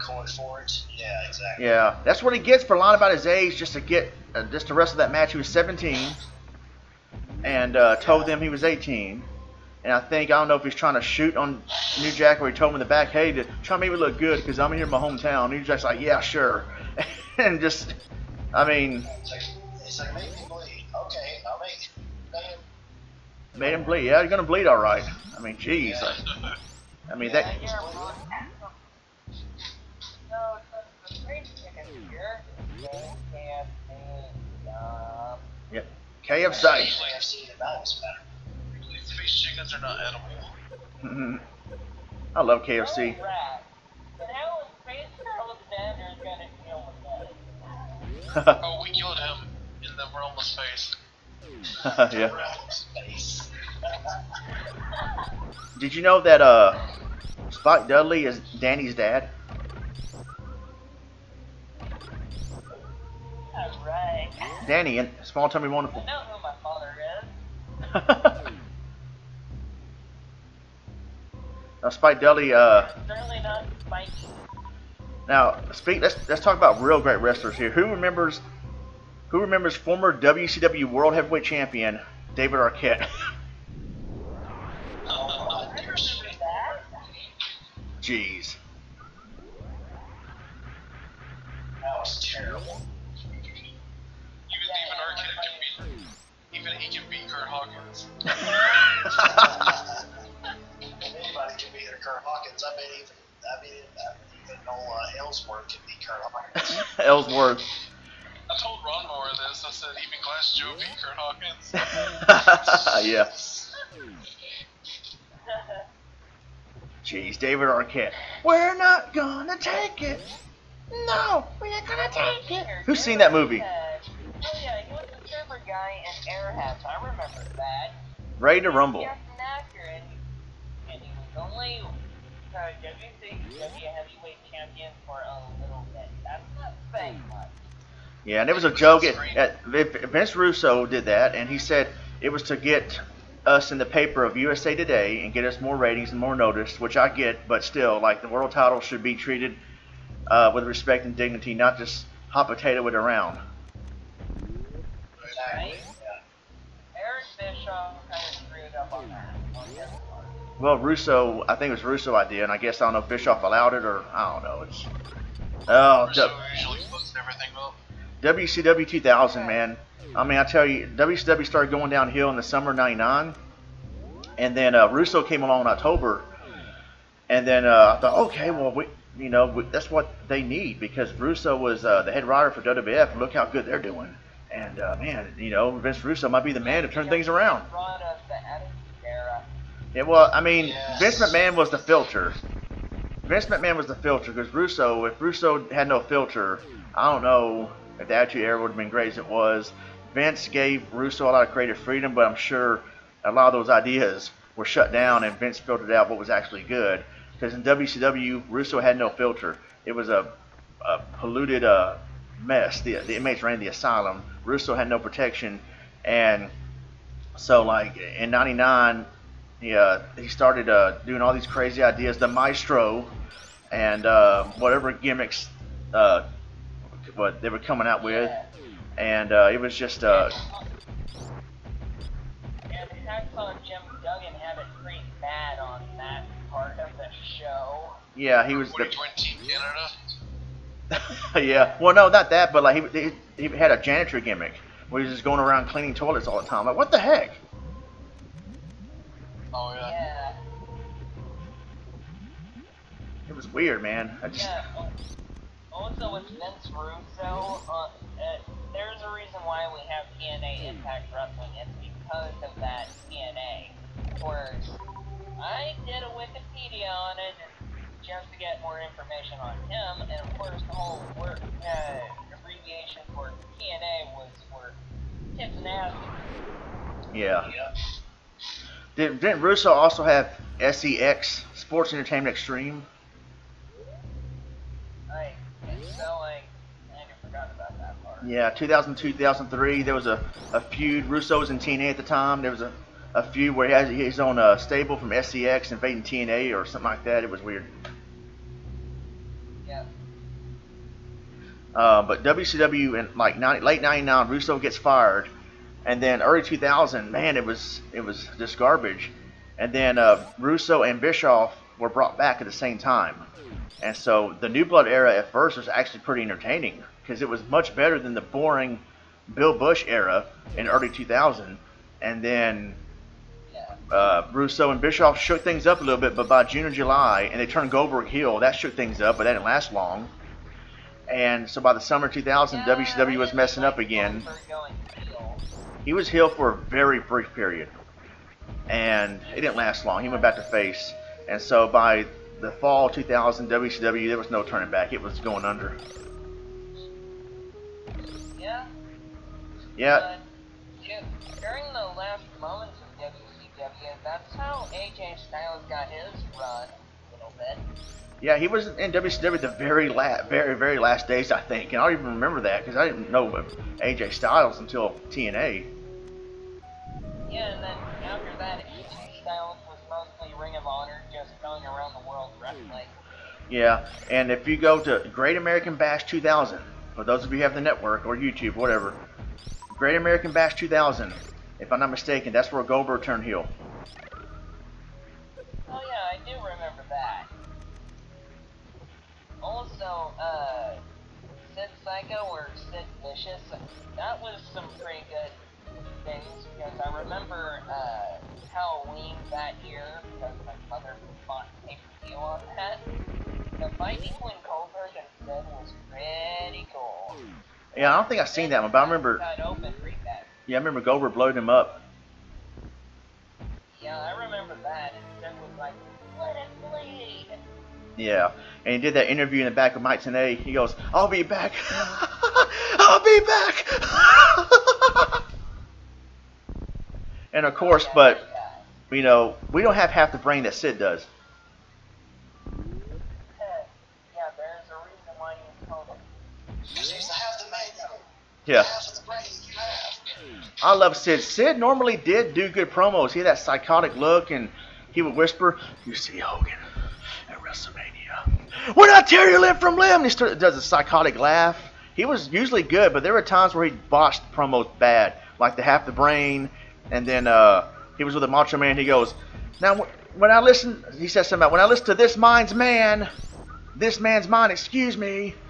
And then the part where he didn't realize he was live with JR, he told JR, "Hold on, let's start that over." JR goes, We're live, pal." "Oh, sorry. Anyway." Man, it was weird. Sid since Super Metroid. Yeah, he did. I think Also, Sid. since we're speaking about Sid, I liked in WCW about Kevin Nash and Sid how they had their beef, but yeah, this is totally gold. Yeah. And I remember Yeah, good times. Sid would retweet and favorite some of the things I would tweet to him or about him. And but there's one time he was talking about trolls. He goes, "Oh, yeah, these trolls are idiots or stupid here on Twitter." And I tweeted to Sid. I said, "Sid, don't let them get to you. They don't have half the brain that you do." And he never responded to anything to that. I wonder if I made him mad or he didn't know what to think. Like, is he making fun of me or what's going on here? I was waiting for him to tweet back, "Shut up! Shut up! You stupid little puke!" He told me Gene Oakland at a WrestleMania interview. He goes, "No, shut up! You fat, bald-headed little oaf!" And then they showed up. More like Bam Bigelow. Yeah, and Sid told, "I'm gonna make this Hogan's last match." Mean Gene goes, "Hold on a second, Sid. He never said this is his last match. Let's take you back to this interview." And it shows Hogan doing interview events, and they cut back to Sid, and Sid's standing there laughing real hard, doing that psychotic laugh. And then Mean Gene Oakland goes, "You see, Sid, he didn't say this would be his last match. He was saying, 'Shut up!'" Sid just cut him off, told him to shut up. It was just funny how he did it. "Shut up!" Yeah. I remember when Sid snapped and turned on Shawn Michaels. I remember how Lex Luger came back and everything and broke Hogan's arm. I remember that with the chair. I don't know if I remember. Snap on top was the word. I don't know if I remember that. I remember Luger's debut on Nitro. That was history making. Yeah, good times. Because at the time, I was really keeping up with the product. And Luger was at SummerSlam about a week and like 8 days before that. He was at SummerSlam '95. And all of a sudden, he appears on Nitro. Me and my friend were watching, and we looked at each other shocked, like, what? And Bischoff goes, "Oh, what? What in the hell is he doing here? Get the camera off him. Get him out of here." And Bobby Heenan, with his heel commentary, goes, "Well, this is a public mall. He has the right to be here." Yeah, I remember that old Bobby. Yep. Yeah. Booker T, former five-time WCW champion. Oh yeah, good old King Booker. Oh wait, Booker T. And I think Gentry fell asleep. Well, he needs to be off of commentary. Booker T needs to be off commentary. That man cannot commentate to save his life. "Spectre, we're coming for you." No. Yeah, okay. He's the comic relief. Yeah. He did good promos, though. He did good promos. I'm not just saying that because of the N-word, but I mean, before they did like, "We are 110th Street from Hart, New York, straight up OG, sucker." Because the way he would act on commentary, it's like sometimes he'd be like, "Oh yeah, that's Roman Reigns. That's the top dog. He's gonna go and slam the Miz down because he's the top dog. He's Roman Reigns." I'm just like, my God, man, he just like he repeats himself a whole lot. He says himself over and over and over and over and over. Style. Does anyone remember Guilty Gear fighting game? Yeah. Oh yeah, dude. You know the wrestler in NXT, Kairi Sane? Yeah. So? She kind of looks like May from Guilty Gear. I remember Innocent Gear, Metal Gear, whatever it's called, Guilty Gear, but I'm not too familiar with it. If Venom 22 and Angel was here, they probably know what you're talking about. I gotta go back and look. Yeah, May was the pirate chick. Okay. Kairi Sane has like the pirate gimmick. Yeah. It's a pretty good fighting game. It's stylish. Paul Burchill as Captain. Paul Burchill as Captain Jack Sparrow. The music is so heavy. Does anybody know what I'm talking about? Anybody remember Paul Burchill? Yeah, I remember him. I wish he was still around. Yeah, I like that gimmick, and then I don't know what happened to it. Yeah.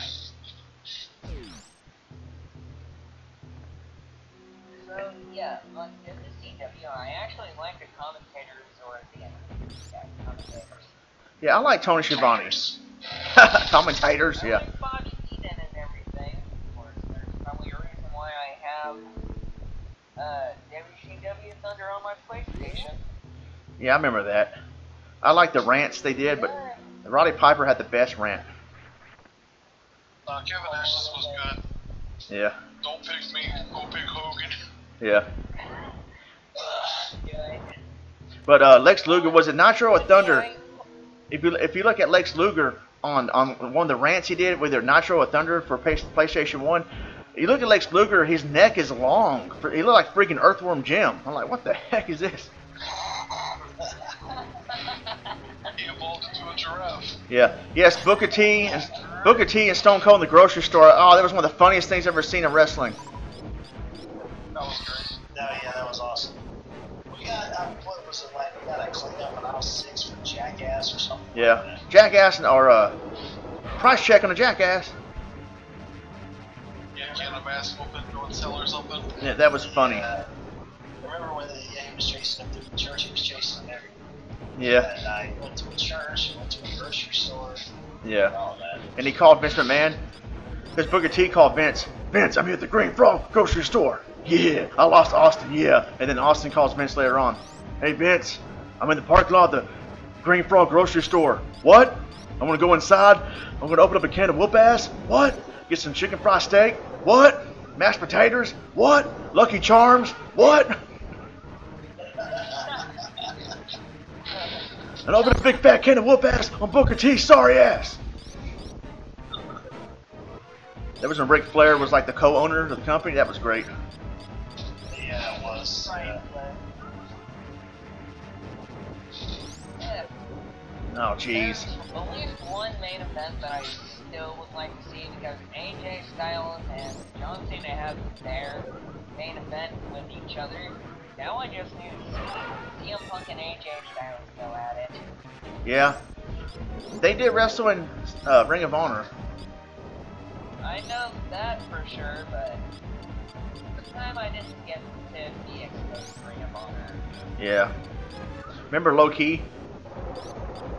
Oh yeah, Loki. The Code of Honor. He's with the LAX right now. I remember when he was Caval in TNA. NXT. That didn't last long. He was Senshi though in TNA, like a Mortal Kombat reject. You remember that Glacier? Yeah, Sub-Zero ripoff. Yeah, Bischoff did that on purpose because he loved Mortal Kombat. Yeah, also, the Cat, if anybody remembers the Cat, Yeah. and Glacier were pretty good friends at the time. Yeah. But, good times. I remember that much of WCW because the commentators, Bobby Heenan, mentioned it. Yeah. Man, I miss Bobby Heenan. The entrance themes are like rip-offs of current popular songs. Yeah, TNA, yeah. Yeah. Like DDP's was like a rip-off of, Oh, wait. Raven. Yeah, WCW did that. Yeah, I remember that. And Ravens was of Even Flow. Dang, that was Jericho. Jericho was a ripoff of Even Flow from Pearl Jam. And Ravens was Come As You Are by Nirvana. okay, Yeah, come as you are. And then DDP's was, Smells Like Teen Spirit, yeah. Yeah, yeah. And Hugh Morris had a brief interest music of I forgot what it's called, but it was based off a real rock song. Rick Steiner had Welcome to the Jungle. Oh yeah, I didn't realize that. He did, yeah, he did. There was other ones too. I couldn't think of it, but remember Lance Storm, the way he looked, and Paisley said he's a Power Ranger reject. hey, Power Rangers is still pretty cool. In fact, crap, I might be up all night watching just one. Yeah, I loved Power Rangers back in the day. Yeah, yeah, me too. I used to have a crush on the Pink Ranger when I was a kid. I had a crush on the yellow one. I used to, yeah, I had a big crush on the Pink Ranger, and I was so mad that she ended up getting together with Green Ranger. I was a kid at the time. I think I was like 7 or something. I don't know. And I ended up talking to my mother one day. I said there was this girl that actually went to our church, or the church that my mother was going to, and I kind of had a crush on her. She was like a few years older than I was. And I said, well, is there any way you can talk to this girl? Because I'm so upset about Kimberly getting together with Tommy that I was wondering if maybe she might want to go out sometime. I was just a kid. I didn't know heads or tails about what the hell to do with dating. You know, and she's like, yeah. And, just to get me to shut up about it, I suppose. But, yeah, that was one of those weird moments in my life. I had a crush on the Pink Ranger as a kid, and then wanted to turn right around and get a girlfriend, thinking it was going to help me deal with it. Yeah. I had a crush on the Yellow Ranger, and that's because I had a big crush on Chun-Li, and Chun-Li got me hooked onto Asian women, and so I had a crush on Trini. Ronnie likes that Asian. And Likes some China vagina. and so the Yellow Ranger was, but that cartoon, what the hell? That show was That TV show. That TV show was racist. I mean, come on.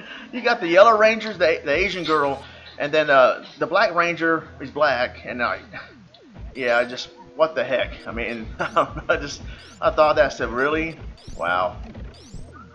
Well, originally the Yellow Ranger was supposed to be Mexican. Huh. But... Be Brown Ranger? Anyway, that actress was like, can you pay me more?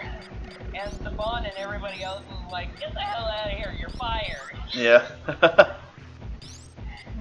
And the talent agent person for the next one in line, that's how Louis got hired, is that go as crazy as you can be for martial arts and you'll get the job, and that's how she landed it, I swear. Wow. Remember Bulk and Skull? Oh yeah, the clowns for seasons to come. Yeah, Bulk and Skull, me and Raven Spectre, yeah. No, but wasn't the same actor that played as Bulk the same actor that played as Zoldar or whatever their boss's name was? Lieutenant Stone or Goldar? The guy that talked to him, Rangers, good job. The guy that showed his face. What was his name? Oh, Zordon. Oh, Zordon. Is that the same actor that played as Bulk? A completely different actor. He looked like Bulk. I'm like, No, the person that played Zordon passed away. Oh. Oh. Same with the voice of Rita died too recently. Oh yeah. And remember Lord Zed? Yep, I remember. I actually. Oh my goodness. You guys just brought me up a very interesting convention story to tell. So, it was roughly 6 years ago and stuff, so I went to my second HockeyCon, which is held at the Bellevue Hilton here in Washington State, and I actually got to meet Robert Axelrod, the guy behind Finster and Zed. Oh, cool. Sweet. Yeah. Yeah, of course, when I was asking for his autograph, he was like, give me money. I was like, this is an anime convention. I don't have to pay you. If it was something else, like, related to you, I would have to pay for that. Yeah. Huh. But eventually... Just having to pay just to get somebody to sign up for some paper. Yeah. Or let alone merchandise that you bought previously. Yeah. Really? What was cool about meeting Robert was that he actually had the Finster action figures of the old Lord Zed action figures that I used to own. It was the best thing ever. But yeah, that was a good experience. I actually got to meet a villain and have your own childhood that everybody would be afraid, but Robert's actually pretty nice. Yeah. Remember the episode? Yeah, there was a 3 or 4 part episode where the Green Ranger was under I don't know, like he was evil. He was under some sort of spell or whatever, a disguise. And they found out. Spell, that went on for about 5 episodes. That was a 5-parter. Yeah. I remember, man, watching that before school. I was like, oh man, wow. And then they found out, they looked through the crystal ball or whatever it was and found out that's where Kimberly. Viewing globe, yeah. I Yeah. remember that. That was some good shit. And Yeah. he drained all his power with the candle. Yeah. Yep, because Golder is like, if you can stop me with the green candle, you get to keep your powers. If you don't, once it burns out, you're done. Yeah. You remember there was a complete, I don't know if it was a knockoff of Power Rangers, but they try to be like it, I think, is the similarities to it. You probably never heard of it because it probably lasted one season because it was complete garbage. It was in 96, yeah, somewhere around there, 96, 97 on the USA Network. It was some show called Tattooed Teenage Alien Fighters from Beverly Hills. That one. Huh? Which one was that? Tattooed Teenage Alien Fighters from Beverly Hills. Oh my gosh, yeah, dude, I remember them picked me up in the morning to go to So school. cool. I'd be sitting down eating a bowl of cereal watching it while I was getting ready for school. It was complete At like 7 garbage. o'clock in the freaking morning. God, Yeah. I'm not a morning person. Complete garbage. Look it up. Tattoo Teen. It's too long, first of all. Even the commercial for it, they were like, we know it's kind of a long name, but here's how you can remember us. Tattoos, and they showed tattoos. Aliens, and they showed aliens. Teenagers fighting in Beverly Hills. It was stupid. And the only thing I liked about it was one of the characters on there was real hot. That was it. I'm gonna post the intro right now for what it sounded like. Yes, do that. Jeez. Oh my goodness. I got now, when I get through live stream, I'm gonna go watch it. Yeah. Go ahead. As everybody else was conversing. Sorry, I was gonna say when I'm done with this live stream, I'm gonna go watch the intro just for the lulz.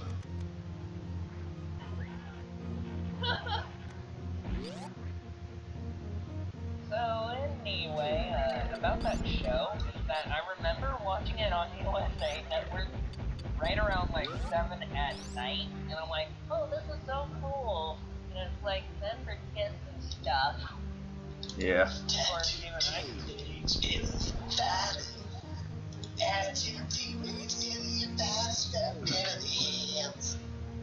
No, if J-Man was in it, it'd be called Drunk Teenage Alien Fighters from Beverly Hills. J-Man and his alcohol. Tattoo teenage idiots from Beverly Hills.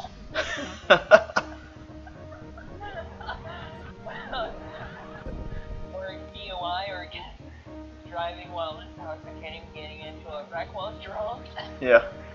Mr. Leahy would be the main character. Or tattooed drug addicts from Beverly Hills. Yeah.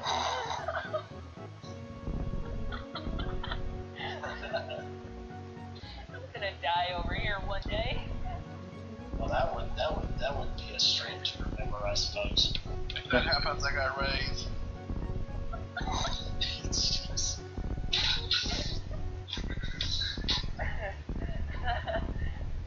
That was the most fun I've Dang. had in a while.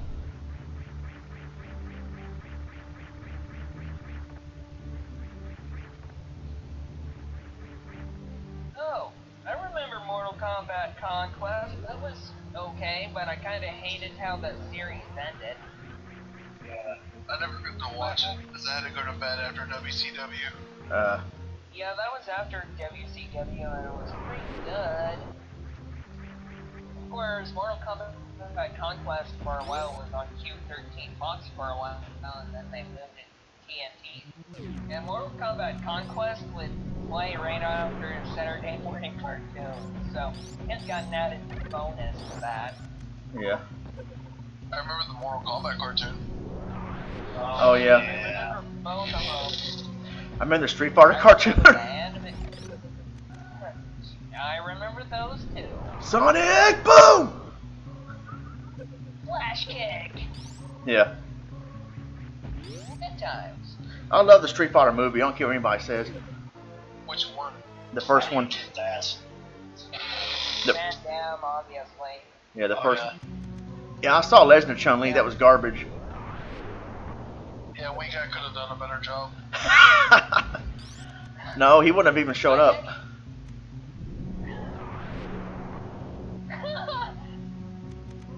Good old USA Network. Yeah, for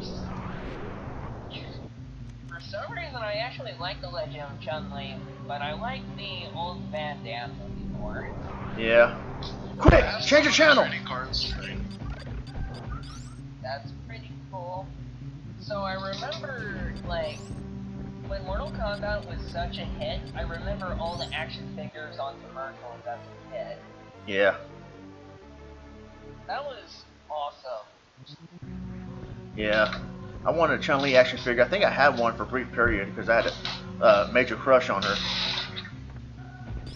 Yeah, if anyone remembers the beginning of Marvel and the Capcom crossover series, I actually had a decent amount of action figures from,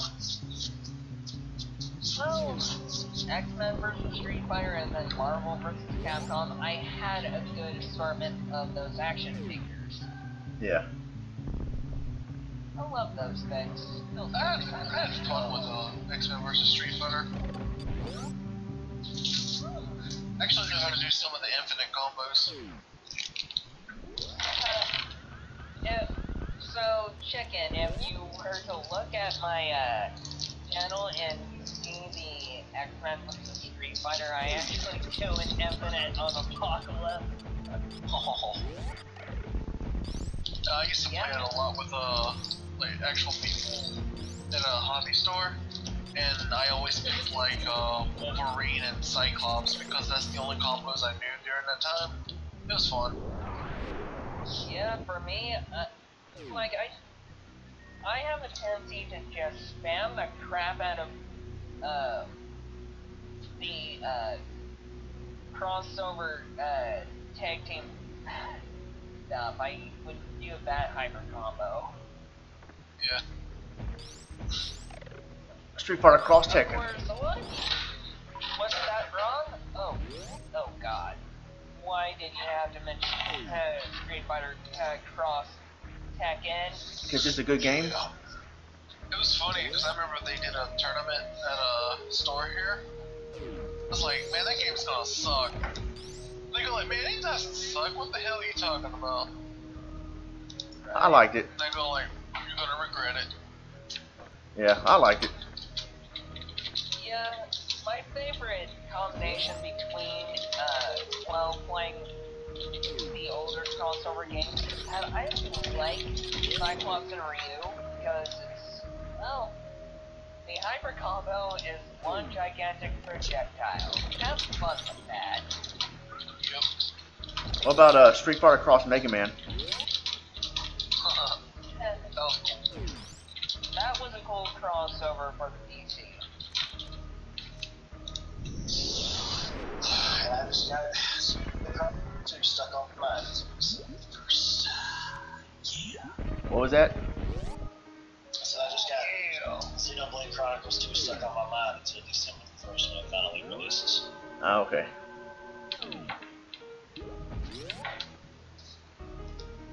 Now Memoradia. Jeez. It's my least favorite part of the game. I'm playing Final Fantasy 14, commentating live. Cool. Awesome. I just got off of playing some side quests with Assassin's Creed Origins. I just completed the main story last night, and I'm going back and doing all the side stuff. Really already? Yeah. There's a lot of some side stuff apparently. A lot of side chicks. Ubisoft made the story mode shorter so people can do all the side quests. Kind of seems like that, honestly. This is what I've been seeing, but I mean, all the side quests have their own too, which is good. That's cool. I kind of been cleaning my palette a little bit, playing .hack-G last recode, so I can, not have to worry about being stuck out in the Assassin's Creed universe for too long. Because it's always good to have a palette cleanser. I just finished Wolfenstein 2 like some odd days ago, which was like one of my games of the year. It was freaking amazing. So. Yeah, go ahead, chicken. Mine's a tie between Breath of the Wild and Stormblood. Stormblood. Yeah, I don't really know top game.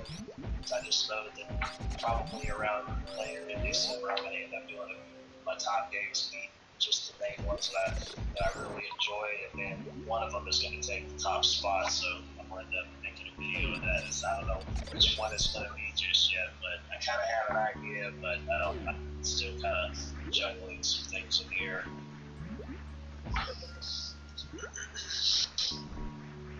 It might be Horizon Zero Dawn. I don't know. It's amazing. Just got the DLC out as well, which took a while, which I don't plan to get that right. So I'll wait till it goes on sale at some point. Oh yeah, Danganronpa V3 came out as well. Yeah, a couple of friends of mine, and I think one of them platinum did, as a matter of fact. Usually those games shouldn't be that hard to platinum. Yeah, they're basically like visual novels, I believe. Yeah, with like Darker Phoenix, right? Stuff, crime solving. Yeah. Let's lock all these students in them, let them all kill each other one by one. Yep. Yep. That's the fun part.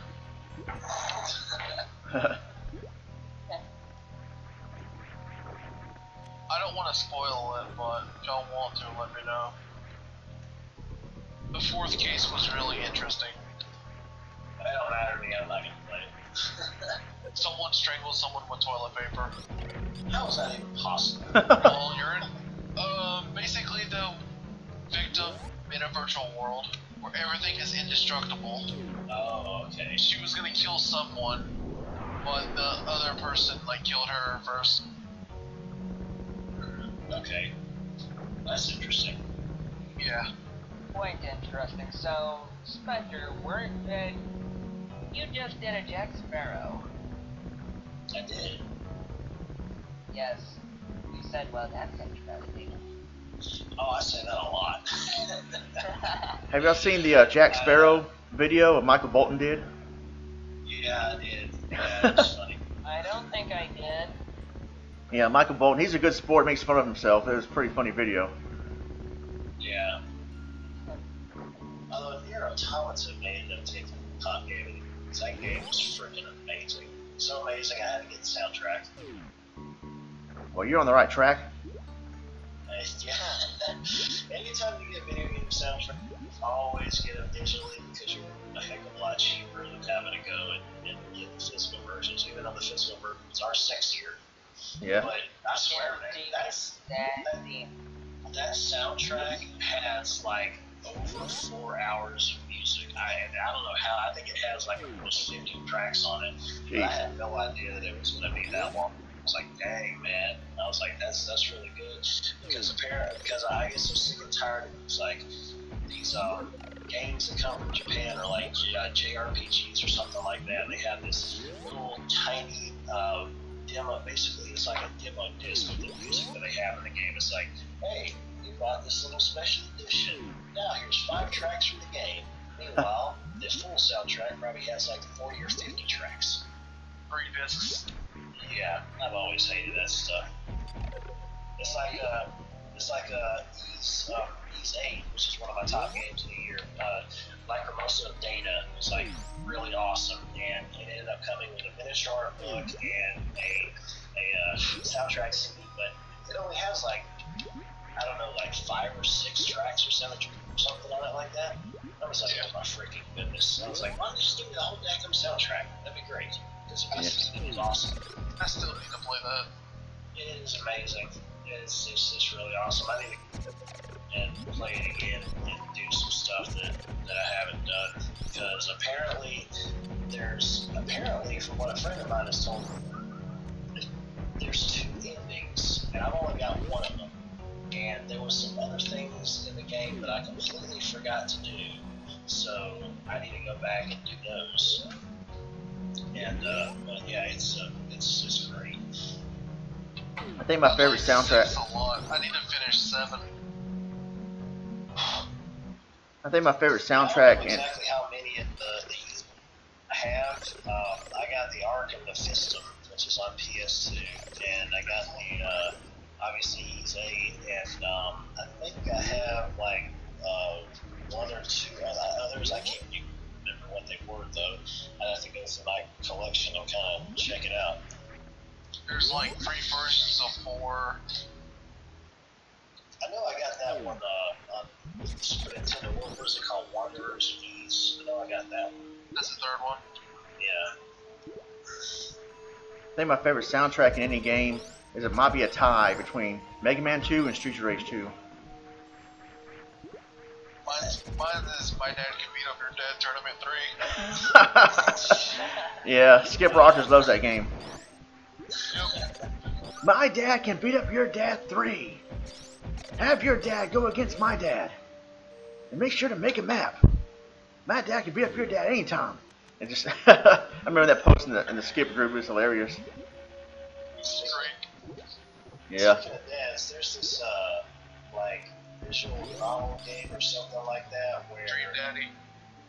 yeah, where it's like dads are dating dads or something, but they're married and they have kids, but they're dating other dads. I'm like, what the freaking piss? Where Wow. the hell did this come from? I was like, it's just something that's so incredibly over the top and insane. I said to myself, that's something. Wasn't there a dad simulator like Who's Your Daddy and you got to save your baby from killing itself? Oh yeah. Eat all the batteries that die. Jeez, man. Yeah. What a disturbing game. Hilarious.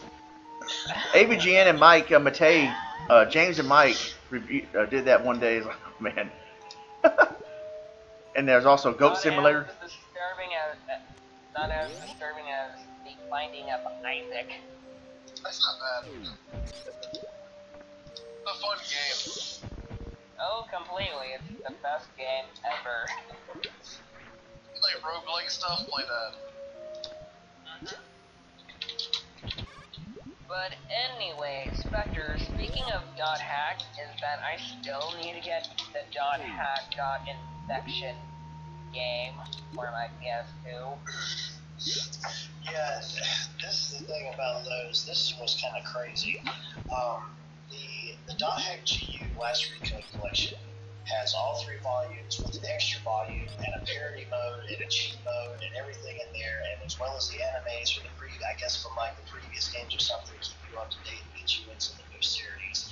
That collection alone is like a $40 or $50, I think.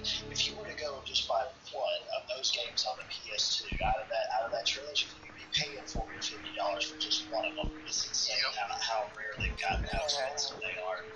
But speaking of the previous games in the series, I have the first 2, first 3, and there's no chance in hell I'm going to be getting the 4th one unless I find it at like a yard sale or something, because it's like almost $200 for the freaking thing, and that's ain't freaking happening. So yeah, whereas for me, I have a .hack sign on DVD, and yeah, it made me want to get the games. Yeah, absolutely. I've actually been wanting to watch some more of the animes too, because they have a good handful of the animes out. Yeah, I mean, I got like the first series of .hack just this year, and or was it last year? And it's like, man, I am totally missing out on these video games. I need to have them. I must get them. And of course, with seeing how .hack Infection is like only a $20 game, and I've seen it around at used games, I have to have it. Indeed. I'll tell you what game I have to have. That's Dirty Harry. I was about to say Action 52. No, There was actually a Dirty Harry game that was supposed to be production PS2, I believe, 5 years ago. Somehow production went under and they didn't finish it. well, I heard I've had to see how that one worked out. I heard a rumor that The Rock was supposed to be in a Dirty Harry remake. Oh, that would. I don't think that would work. Yeah. Or Gentu's favorite game, Shoutgate 64. Sorry, James Ellsworth. Who has seen our LP or Gentu's LP on the channel, Shoutgate 64? Go check that out. Jeez. I did. I'll get around to that. Man, it was so horrible that J-Man rage quit. It was that bad. Yeah. This I gotta see. Well, Ronmower dared me to play it. Yeah. That game, oh But you jeez. won't do it. Heck no, I won't do it. Shh, shh. I want to play the real Shadowgate. The NES one. Yeah. The 2014 remake, though, was pretty epic. What? They remade it? Yeah, Shadowgate 2014 on Steam. Years? Oh yeah, they put the 8-bit ones on PS4, Steam, and Xbox One. That's right. Man, I hope they remake Uninvited. That'd be epic. Wow. Yeah, and all the achievements are from Diane. Yeah. That's almost like reminding me of playing old Amiga games such as Waxworks, if anyone remembers that Amiga game, and then Elvira, the Empress of Darkness, and the sequel Elvira, the head of Cerberus or whatever. Remember the pinball machines of Elvira? Yes, yes indeed. I remember those two. Remember the Rocky pinball machine? Rocky? Yeah, Pinball machine? from Rocky 3. Well, guys, I'm gonna go ahead and get out of here. It's almost 3 a.m. and I'm getting tired of it. I'm gonna head on to bed. Alright, no problem. Good night, Spectre. Yeah, thanks for coming in. Alright. Peace. Nighty night, folks. God bless. Indeed. Take care. Later, taters. Tater taters. Fried taters. Fried taters. Yeah, remember Rocky 3? Paulie was drunk and he threw his beer bottle, whatever it was, to the pinball machine and got arrested. No. Because he hated Rocky, because Rocky's all famous and stuff, and he was jealous of him. You know, why did Adrian have to die? Why couldn't Paulie die? Paulie's a douche. He should have died. Right? And then Rocky had to take care of his son. Yeah. I never seen Creed. Yeah. I heard it was good. I was about to say, Ron, that I hope to God it is good. That lives up to everything, to our expectations. If it sucks, it's crap. The one Rocky movie I did not like for sure was 5. That was depressing. Yeah. He lost everything, was poor again, and I understand what they were going for. Like going back to his roots or whatever, I get it, but yeah, it was just stupid. And then he beat up his student because his student got big-headed and got into the dark side of the business and all that stuff. And they had that street fight. Yeah, that was cool. Yeah. Yeah, but it can still sadden everybody else. Rocky 3 is my favorite out of all of them. Didn't that include the Russian? No, 4 was the Russian. Gotcha, that's dope. 3 like Rocky 4. 3 was Mr. T. Oh, clever leg. Yeah. Come on, fool! I pay the fool! Hey, woman! Hey, woman! I bet every night you dream of what it's like to be with a real man. Why don't you bring your pretty little self over to my apartment tonight? I'll show you what it's like to be the real man. You want it, you got it! Yeah. Of course. The reason why I say Rocky 4 is that was the first Rocky movie that I actually got to see. Yeah. And when I was a kid, like, I felt sorry for Drago at the press conference because he's just sitting there minding his own business, not saying anything. And then Apollo's over there talking bad to him, making fun of him. I'm like, man, I hope Drago whooped your ass. And it turns out he killed him. And I was like, that's what you get, Apollo. Die. Damn. Yeah. Now I look back, I'm like, oh, this is sad. Yeah, poor Carl Weathers got his ass beaten to death. Yeah. Looking back on it now, I'm like, oh, this is sad. I'll be right back. Yeah, Alright. don't fall in. Alright, now I'm at Dragon. And what a gruesome boss battle this is going to be. I hope you brought a spare pair of Kleenex or toilet paper. What? You know, toilet paper, grapple beam. rope. How does that compare to toilet paper? I don't know. I thought it was funny. Your face is funny. Oh! Oh, I got burned. Well, your glasses are funny on your face. Oh. Ah, dang it. No. PG death. Yep. As long as we keep it clean, I don't think we'll get flagged or anything. Yeah. That's beyond PG. Yeah. The Attitude Era. We gotta do this for the Disney kids, you know? Yeah. Well, it's like 1 or 2 in the morning, so they should be in bed. It's only 11:56 here. Where I'm at, it's like 1 or 2. Yeah, I know about Texas. Time difference, about 2-hour time difference. Yeah. What a shocking Over in defeat! Wyoming, that'd be 1 hour ahead of me, so it's like midnight in Wyoming. Yeah.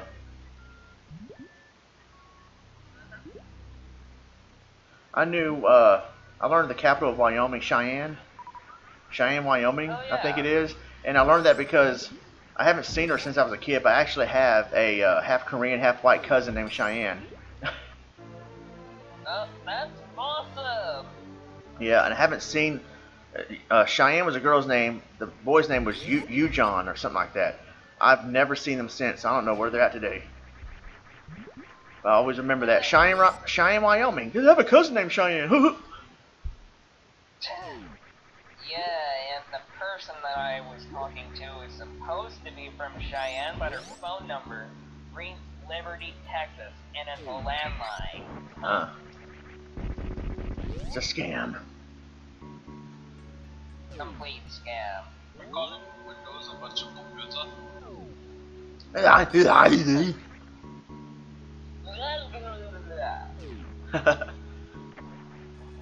Cyber Monday. Family Guy now? Cyber Monday. Remember Cyber Sunday or Taboo Tuesday, whatever it was called back then? Yeah, I remember Cyber Sunday, Cyber Monday. Yeah. Good times. Remember Triple H did a promo saying, "You guys should not be allowed to vote what kind of matches we should be in. I don't go to your job, sir, and kick the squeegee out of your hand. Woman, I don't go to your job and tell you which street corner to stand on." Right? Triple H, and that was a great heel. Him and Just Incredible were great heels. Yeah? Heh. See, I'm trying to. Incredible. That house show with the Shield, Triple H was their guest. They're going to do the suicide dives. Yeah, yeah, and he Triple H just stopped. yeah, it was funny. Justin Incredible. I think I remember him. Yeah, he's an ECW. Right, now I remember. It's coming back to me a little bit. Oh yeah, that fire arm wrestling. Yeah. So anyway, I got a question for you guys. Which one of you has a favorite cruiserweight back in the 90s? Rey Mysterio. Ultimate Dragon? Oh, Ultimate Dragon. Yeah, he was awesome. Yeah, he was cool too. Mysterio Jr. and all good stuff. Yeah, and I loved Eddie Guerrero, Billy Kidman, Juventud Guerrero. Remember with Disco Inferno? Yeah. Oh, Where he was in the cruiserweights. Yeah. Then he was over the limit and he had to go step into the heavyweight division. Yeah. I like Disco He was just Inferno. scared. He was funny. He tried to join the Wolfpack. Yeah, he did for a little bit. Yeah. Yep. He was funny. yeah. I remember he made fun of Conan's music video. Inferno certainly wanted to be a face, and he certainly wanted to be a part of a clique, and he certainly did get that. Yeah. Remember he made fun of Conan's music Who video? remembers his dancing partner, Alex Wright? Oh, Alex jeez. Wright, the German. I didn't like his character, but he was a good wrestler. Yeah. He was a good high flyer, athletic type. Yeah, and then Alex Wright became Berlin. Oh, jeez. Vince Russo, man. Berlin. Had a haircut, like had a giant fly on his head. And I get it, he's from Germany, Berlin. Yeah, he had a mohawk. It was a weird looking mohawk. And his bodyguard was the Wall. I said that's Donald Trump's favorite wrestler. I was Donald Trump's favorite obstacle in American Gladiators. Yeah. Imagine him on commentary. If you get over the wall, if he was in charge of disqualify, you have papers. Now you don't count. You disqualified. Dang it. That's some funny hood though. Yeah. But Chicken, since you were talking about X-Men vs. Street Fighter, like, yeah, I played that game a lot on the PlayStation. I have the arcade ROM. Oh, MAME, or how do you say it? ROM? There's two ROMs that you can play on two emulators. There's MAME, and then there's Final Burn Alpha. Which one do you use? Final Burn Alpha. Oh, yeah, I use that too. Fireburn Alpha Omega Sin? Or Alpha That's what I 621? use for the Neo Geo and the CPS 1 through 3 titles. Yeah, I do that too.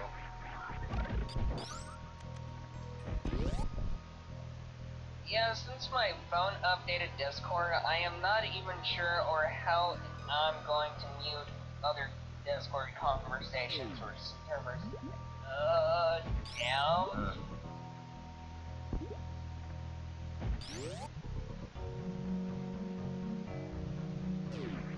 Bird 13, I don't know what happened to him, man. There's been several people from the S2K that are just not here anymore. We've just gone our separate ways, or we got just, don't get me started on him. He's gone. Me and J-Man haven't talked in a while, and Bear, he just slowly disappeared too. And Star Soldier's been working like crazy. Yep, sort of like how my schedule looks busy in the next foreseeable future. Yeah. And I'm usually too busy with Final Fantasy 14.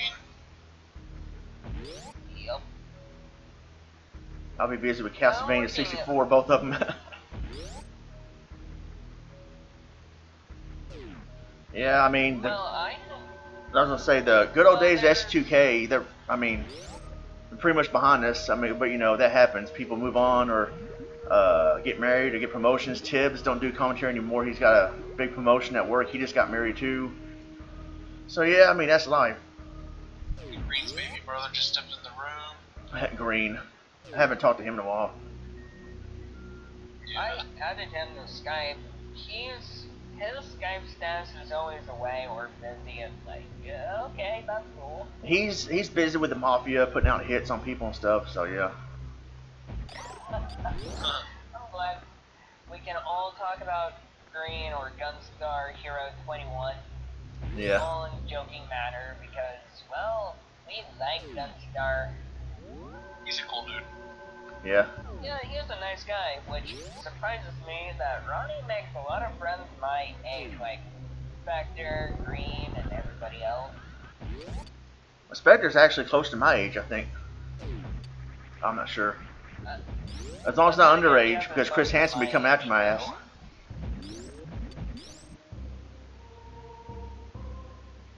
Well, Spectre said that he's about 28 last time Oh, okay. on commentary. Maybe he is. I think Tibbs is actually a little over 30. I'm 29. Sounds about right. And Jeff, I think, is 26, 27.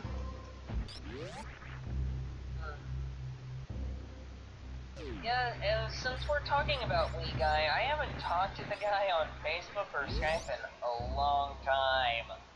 Yeah, don't bother.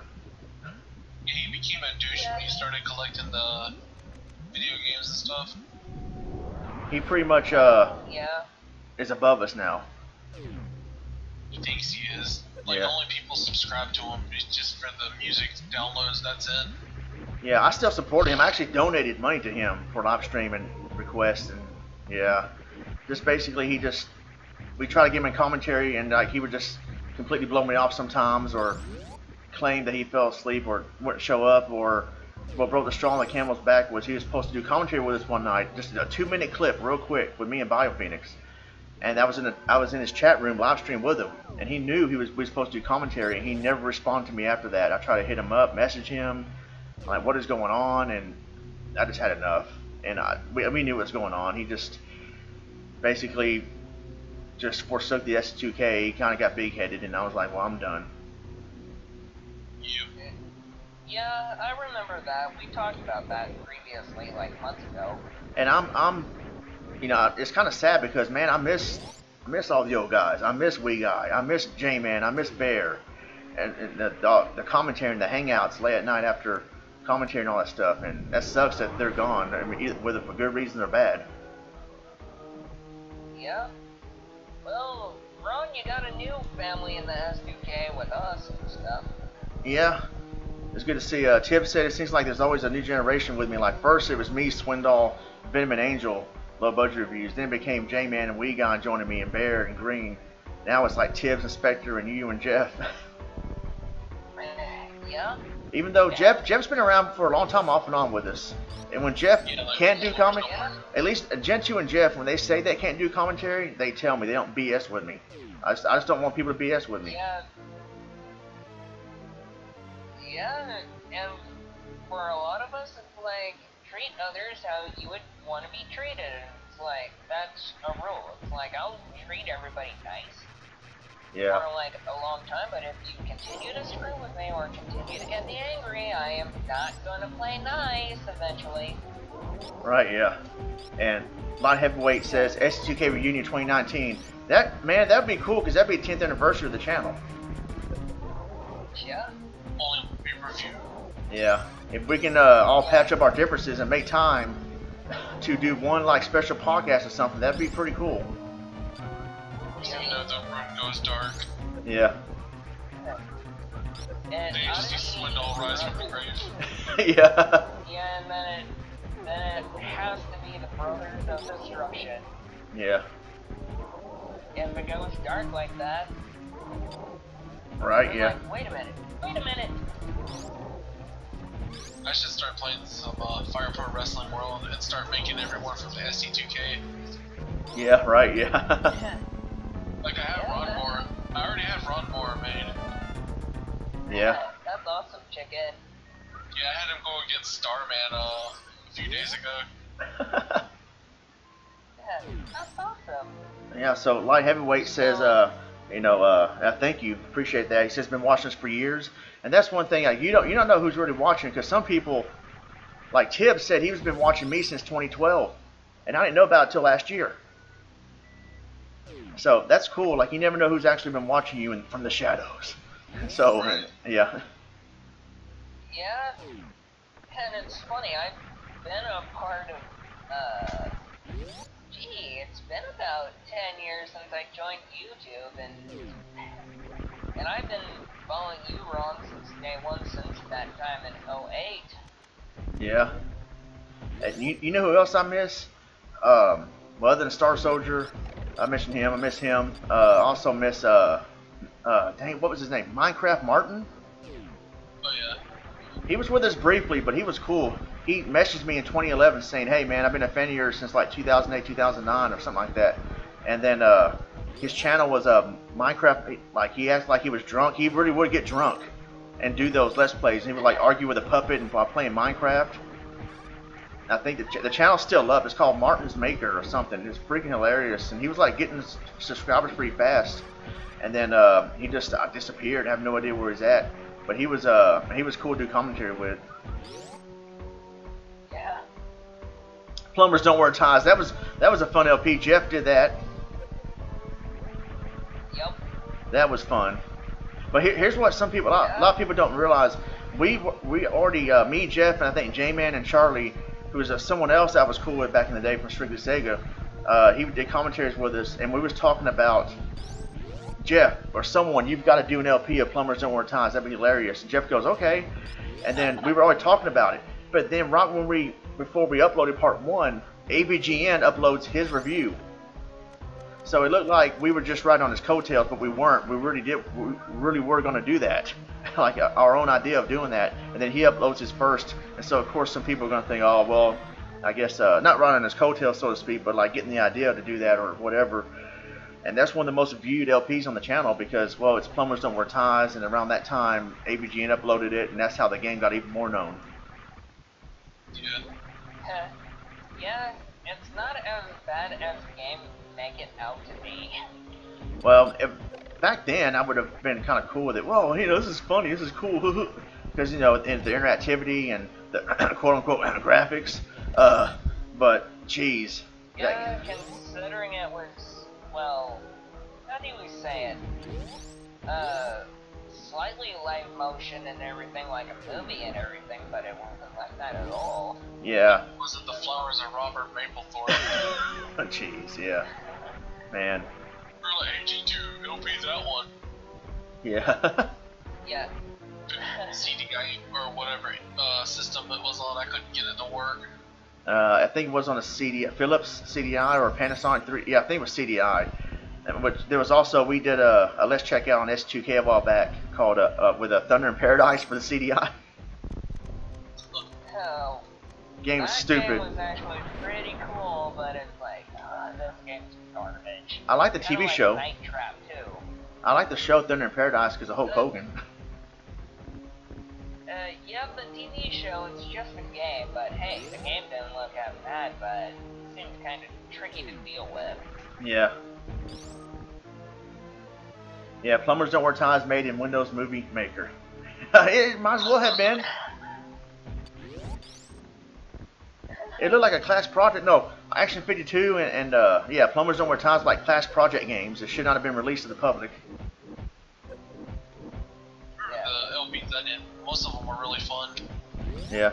Like, my first one, Super Dodgeball, was really fun. Oh yeah, I remember that. And for some reason, I thought there was a game called Super Monkey Ball.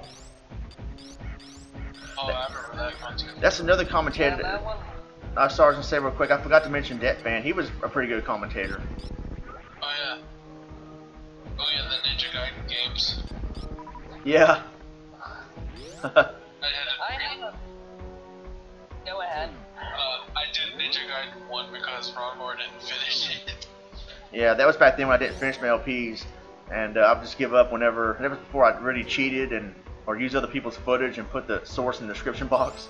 And so Gentry was like, I'll finish it, and I couldn't even finish Chrono Trigger, so Bear finished it for me. Well, man, I still hosted the commentary, but it's actually Bear doing the footage. Yeah. I remember the Super Mario RPG LP. Oh, geez. The Wii guy that got Bear laughing really hard. Yeah. I was like, that's okay, Wii guy. We all know you graduated valedictorian of homeschool. Yeah. And I said, I think I pwned Bear in commentary. I said something I forgot, but there was something else that is seen racist. I think something about the black turn white. Something like that. Yeah, and then we all just bust out laughing. Did my canceled LP of Countdown Vampires. Oh yeah. And Donkey Kong Country 3 was canceled because we got computer crashed. But then finally, like 5 years later, I picked it up and did the LP myself. Yeah. But the commentary was good for that. But then we got just lost the footage because the computer crashed. I was like, oh, that sucks. Because J-Man did the first one. We did Donkey Kong Country 2. And so I guess it's only fitting I do the third. Right. Yeah. I like the third one. Oh yeah, I love all three of them. My favorite though, that's a tough one to say. I'm about to say maybe part 2 might be my personal favorite. I loved all three of them too, but I don't know why. I just like the first one more for some reason. But then again, if I say I like the first one more, I would be lying to myself because when I was playing Donkey Kong Country 3 Double Trouble, Yeah. it was like, oh my goodness, yes, this is my game. Yeah, oh man, me and Swindoll, when I first bought it from Toys R Us, got it out of reserve. We played it all night at his apartment because he loved the first Donkey Kong Country, and I had the second one, and we just played the crap out of that, man. Yeah. I'm sure about any wild, crazy glitches in most known Donkey Kong Country games as of late. Yeah. Here we go, Then fighting. there was the Resident Evil LP I did. Oh yeah, that was pretty cool. Resident Evil is that up one day. Remember, Yeah, I got 2 and 3 finally for the PC. remember, have a crush on Rebecca Chambers. Emulator. I found the ISOs for them. They're in Japanese. Remember, Gen 2 had a crush on Congratulations. Yeah. Remember, Gen 2 had a crush on Rebecca Chambers. Yeah. What was the word for it? Where you have you marry your crush? Wife. Yeah. She's like 19. I'm all 30 something. It was like 18. Well, at least it's not. You know, Chris Hansen can't knock on my door or say anything. So True. it's at least 18. And he goes, yeah, that doesn't make it right though. It's still morally. Oh, shut up. You should play Resident Evil 0. Oh yeah. Play. You get to play as Rebecca in that one. Oh, cool. Rebecca. Then you get to be with Billy. Rebecca, report to my chambers. No. Billy. Yep. Ridley now. Pwned. I remember in Retro City Rampage, there was a Double Dragon 3 reference, and one of the shops was called Mimmy and Jimmy's. Billy Nice. isn't even a name or a word. Mimi. There was that butthurt kid on Facebook named Mimmy Lee. I remember him. Wow. It's like when I was watching AVGN's Double Dragon 3, The Sacred Stones, it's like, you got beef with this game, but I'm pretty sure if you sit down long enough to play and sit through it, I'm pretty sure you'll have fun with the game eventually. Yeah, I liked it. The soundtrack is sweet. It's pretty Totally. Yeah, I love Double Dragon 3. I got it for Christmas that year. No, like, difficulty was.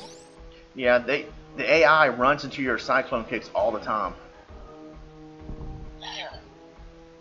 Double Dragon 4 was really fun too. Yeah, Oh, Super Double Dragon? The actual Double Dragon 4. they came out on Steam. Yeah, this year. Right. It went back to like the Double Dragon 2 style. Yeah. Yeah. I'm not sure if that would be Double Dragon Neon, which I could get on my PS3, but... Yeah, me and Swindoll play that. He has it on Steam. So do I. Yeah. Remember the low budget review of Double Dragon, the arcade game? A funny story about, while I was working at Double Shift on Saturday a few weeks ago. You remember our low budget review of the Double Dragon, the arcade version? That was back when I had the webcam from the TV. Oh. Oh yeah, I do remember that. And Venom 22, it was on his Xbox 360. He had it on the 360, and we played the arcade version. Oh yeah, better graphics that way. Yeah. Remember my LP of the first Double Dragon on NES for ST2K, and when you beat the game, like how it glitches in the end after the ending. Oh yeah. Yeah, me and Star Soldier, we got on the commentary for that. That was cool. Man, Double Dragon 2 is my favorite. Yeah. I liked playing Super Double Dragon for some reason. That was my go-to game. That was a good one. Yeah, I love Double Dragon 2. Indeed. I just like holding up the charge attack, and then when you fill it up, you just look like you're hulking out. Yeah. Yeah. Billy and Jimmy get a roid rage for being too angry, and it was like going Super Saiyan. Bimmy and Jilly. But yeah, the fun thing about the charge meter is that you actually get the hurricane kick and you just go flying across the room or the screen, and that was sweet. Yeah. That's what we call that a Tatsumaki Shoko Kyaku. Tatsumaki Shoko. Yep. What chicken said. Yeah. What do you mean, fly? Chicken? Space chickens can't fly, sadly. I found that out in the dungeon. Okay. Right here, I thought there was a... Space chickens need to use their spaceships, UFOs. Yeah. This missile I'm about to get right here. Is that, sorry, I was gonna say real quick. This missile I got right here just now. I did not get that till 2009. That completed my 100% run because I was like, I always beat it 99%. And I was like, where is that regular missile at? And I had to watch a full playthrough on YouTube to find out it was right there. The Walmart. The Walmart missile. And that's what the fake platforms, right? No, like Simon's Quest. Or Mega Man 2. Dr. Wily Stage 4. Oh. Well, this happened to me a few weeks ago, like maybe a week after, or maybe 2 weeks after my birthday. It happened like a few weeks ago, and I was asked if I could work another shift for 3 hours on Saturday. And I never expect a small restaurant on a Saturday night to get so busy. Yeah. Well, it is Saturday night. Yeah. Yeah, I'm used to my lunch shift, but hey, dinner shift, oh my god. Oh my goodness gracious, you gotta get a gun ready and kill me because I am going to be screaming later. Yeah. I'll take a diet water. Yeah. I have a diet beer. And yeah, for that night, I had to deal with snot-nosed, pimply teenagers that were giving me a hard time, and they wanted a boo, and I couldn't give them a boo. And they were complaining about the table. They said that the table was too sticky, and they asked me, would I lick it? They asked me how old I was. Oh wait, first the second question was, how long have you worked there? And then the last question was, how old were you? Like, I am just trying to do my job. I am not paid enough to socialize with you brats. Yeah. If you're lucky enough, then I'm not gonna wrangle your neck. Yeah. I would have replied with, what are you, CIA? Yeah. I remember the other. One of my I was gonna say the other night, some woman was complaining about her credit card being lost, and so she blamed the server, saying, "You better find my credit card." Get mad at the manager and get mad at everybody that worked there, and then all of a sudden she found it in the booklet where they pay out. It was there the whole time. That's so lame. And she goes, "Oh, I'm sorry, I got mad at y'all, but you gotta understand, I could have been hacked." And I was thinking, man, you could have canceled, you could have reported your car lost or stolen, worst case scenario. Yeah, and then shut it down, for God's sakes. Yeah. I remember But anyway. when I did volunteer work at a cookie place where I had to like make cookies and sell them and stuff. There was this one rude customer because we had a deal where it was buy 5 cookies for $5, and all the other deals are excluded if you go for that. And there was another deal that's buy 5 cookies get 1 free. And so she bought 5 cookies. She's like, "Where's my free one?" Because she did the $5 one. And I guess she didn't realize that you can't combine deals. Jeez. And she was just raging so hard. Yeah. I imagine. You're like, y'all got some problems. We got problems. No, Yeah. you got problems, man. And then we go like, eat the word please. Yeah. Remember Fast Times at Ridgemont High? Oh yeah, I remember that movie. Remember that part where he goes, "Sir, if you don't shut up, I'll kick 100% of your ass." Because he goes, "Sir, I didn't get 100% satisfaction. I want my money back. I didn't get 100% satisfaction. Sir, give me my $4.95 back." Finally he goes, "Sir, if you don't shut up, I'm going to kick 100% of your ass." And he got fired. So yeah, after that I was clocked out from work, after that I had to go, one of my coworkers and one of my best friends that also is a server and a host, that when I told her this, it was like, no, but you can kiss my ass. I wouldn't necessarily word it that way, but since they said lift the table up, like, hello, no, you lift my ass cheek for free. Yeah. Made my whole night, but the next day, though, since my cat, a few days before, crapped on my bed, and during that Sunday, though, I didn't want to go anywhere. I didn't want to socialize with anybody. I just wanted to be left alone, just be in my room, have the door open, have the cats come in, make them feel welcome. And that Sunday is that I ended up, like, screaming and yelling and stomping and raging at one of my cats because she did not want to leave my room. And I'm like, no, you're not going to be locked in my room where you can crap on my bed again. Yeah. Cat fight! Cat fight! Yeah, that Sunday when I saw that my cat went into my closet, I just picked her up. She hissed at me to let me know that she was pissed off at me. So I picked her up. She didn't put up a fight. She didn't try to bite me or scratch me. All I did was pick her up gently, and then picked her out of my room gently. Set her on the grill, nice and gently. And now both my cats love me even more. So I guess I'm a lot closer to my cats now. Yeah. Cat scratch fever. Destructive move. Yeah. It's nice to see that Batista is a part of the Guardians of the Galaxy. Yeah, he likes fish sticks. Gayest fish ever. Something fishy's going on here. Yeah. Fishy, eh? Yeah.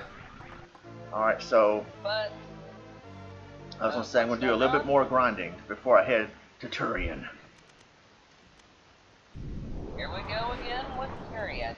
Yep. But that Sunday though, I actually felt better since I got to be around a child because it happened to be my cousin's kid, and he was just being silly and funny, and I laughed so hard because it was right around Halloween.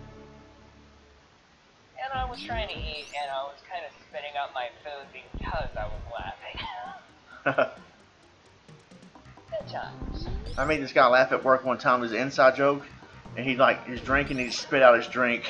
He goes, Ryan, never do that again. Yeah, and when my second cousin was making me laugh, I ended up saying, I don't think it's the best idea of making me laugh when I have food in my mouth. Yeah. But Oh. after that, me and my mom went shopping, and then after that, I got to be left alone for a whole day, and then I went back to work the next day, and I felt fine. Oh, I fell into a pit. Whatever should I do? I was trying to make him come out with me, but all he does is keep on running around once he gets to the surface. When I was a kid, I didn't know what the heck was going on. I was like, what do I do here? And the ostrich, or whatever he is, trying to teach me how to do the booster. Shine Spark? Yeah. Spine shank, yeah, whatever it's called. You know, Super Metroid did a lot of great things, it's just I hated how Shine Spark would deplete your energy so rapidly. Ugh. Yeah. But in later games like Metroid Fusion and every other game, it's that speed booster. Doing Shine Spark will not intentionally kill you this time. Yeah. So that made speed booster and Shine Sparking a lot cooler. Yeah, no, but in this game, I don't think it kills you. Once you get low, it just stops. Like, you can't do it anymore. Until you fill up on energy again. Yep. Makes a lot of sense. Also, it's fun. When Samus uses speed booster, I'm not sure who was technically faster at that point. Sonic or Samus? Wait, who? Sonic the Hedgehog? Oh. It's a good question, man. I might say Sonic is still slightly faster. I don't know. Or just imagine Sonic versus the Flash, the Blue Blur versus the Speed Force. I don't think Sonic could win. Yeah. Well, I mean, Samus will boost your confidence. Speed boost. Yeah. Go Speed Booster! Go Speed Booster! Go! Go!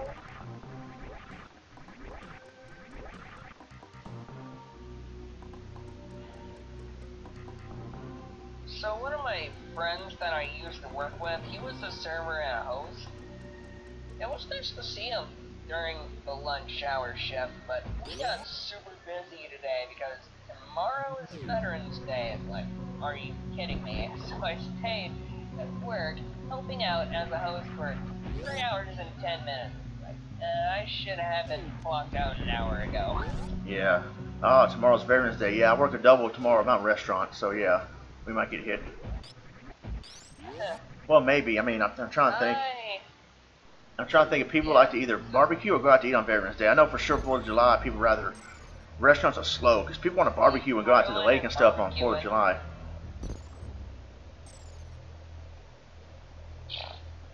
Well, I get tomorrow off, and then I get to have Sunday, the Sabbath day of rest to myself, and that's gonna be a relief. Yeah. Until next Sunday. Sunday's usually my day off, but they need me so bad to work Sunday mornings now, they said they'll give me Monday off instead. I'm like, alright. Cool. Yeah, my bosses decided to give me Thursday and Friday off. Every time that I try to articulate or say what I want to say, is that I keep confusing Thursday for Tuesday. Yeah. Yeah, because those 2 days, when they have a T in them, you like to say Taco Tuesday or Taco Thursday. Yeah.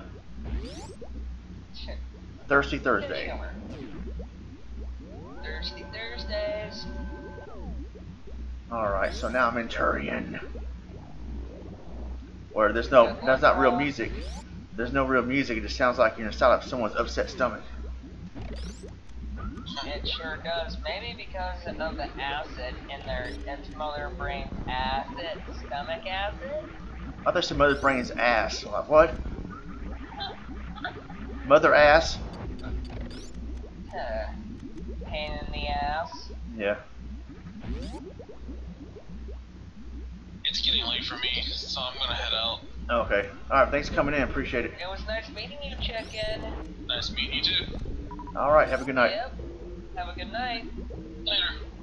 Also, I'm gonna try to start working on Resident Evil 2. Oh, cool. Oh, I look forward to it. Alright, take care. Alright, you too. Take care.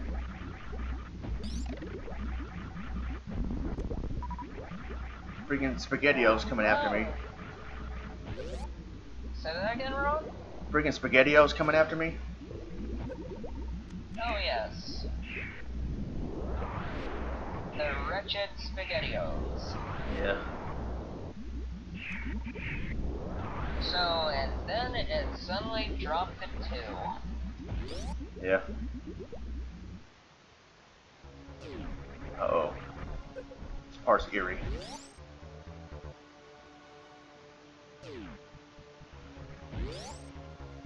Also, do you know what makes Metroid bigger? Nuh-uh. Beta waves. Oh, yeah?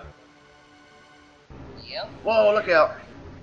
Man, when I first seen this giant Metroid, my jaw dropped to the floor and I had to pause the game. I'm like, you gotta be kidding me. Yeah, not only that, they're playing Crane's theme. Like, oh my goodness. That Crane's theme. Give me a minute. Ooh, how about the Battle of the Brains? Mother Brain versus Crane with special guest referee Bobby the Brain. So, 3 brains. Yeah, Well, that's interesting. that's a brain teaser. Who would win? That'd be a no-brainer. Brain puns. I got 1 notch of energy. Jeez. Let me fill up here. So the interesting thing is, before you come across the Metroid hatchling, is that before you can go through the door, you can actually exit Torian, if you don't get that far. Right. But once you go through the door, like, great. Yeah, you're stuck. Probably should have collected more items on the way. Right, yeah. Unless you didn't save when you got to Turian, then you can start over, but if you did, you're screwed. Yeah. You are, like, screwed to the 10th level. Oh, no, wait a minute. I think, no, you can save before you go in that door. That's right. I think. I forgot. Yeah, you can. Oh, yeah, right here. There's one Here we save go. room Yeah, this is it that's right here. Yep, that's right. So, yeah. And then there's another one closer to the brain. Yeah, that's the one I just entered right here. I know you can't see it yet, and you're in. Yeah. Alright, now I'm in, Mother Brain's chambers. Not Rebecca Chambers. Yeah, Remember- with the stupid pillars that block your damn way. Yeah. Remember Mother Brain from Captain N? Oh yeah, I do remember that. I watched Captain N like maybe a little bit on YouTube when YouTube was absolutely great. Yeah. Yeah. Mother Brain. However she talks. She talks ridiculous. Yeah, it was a good cartoon, and then making that sound like a chain smoker. Yeah, I didn't like that, but I'd rather have him sound like that rather than sound like a girl like he does in later Mega Man games. I just didn't like how he looked. He looked stupid. Yeah. He didn't look as stupid though as what game was it where he was unlocked as a fighter and he's all fat? Oh, that would be Street Fighter Cross Tekken. Jeez, I can't believe they did that. Why'd they do that? Just to troll fans? No, that was actually Keiji Inafune's request because he wanted the bad NES artwork to be as a DLC character for Street Fighter Cross Tekken. No, but yeah, but he wasn't fat in the artwork. Why'd they make him all fat and that's just stupid. I'm not even sure why they made him fat. Like Rufus or whatever his name was from Street Fighter 4 or that other fat guy from Tekken. Bob and Rufus. Yeah. Yeah. Alright, here she is, Mother Brain. Something I like to see in my indie games, really fast, fat people in games. Yeah. That can mop the floor with your ass. Yeah. But, yeah, I'm not even sure why they designed Mega Man to be fat like that. But, speaking of Mega Man, if you play, like, the first Mega Man Legends games, Mega Man actually sounds more like a boy than a girl. Oh, cool. Yep. You know, I'm trying to use the ice beam here on Mother Brain. I figured I'd give her a brain freeze, but it won't work. Yeah. Yeah, I love this epic boss battle here. Yep, it's like, you killed my baby. Die, bitch! Yeah, this is so dramatic. Yep. I'm hearing that Hatchling Metroid sucked the life out of Mother Brain Yeah. at this point. That sucks for her. Yep. Becomes a statue momentarily. Yeah. That's how you know Mother Brain is close to dying. Yep. Takes a long time, but I hate Mother Brain's hyper beam because it drains your power bonds, it drains your super missiles, and it obviously drains your missiles. Yep. Oh, wait a minute! There's the Metroid hatchling! He's attacking Mother Brain! Ah! Attack!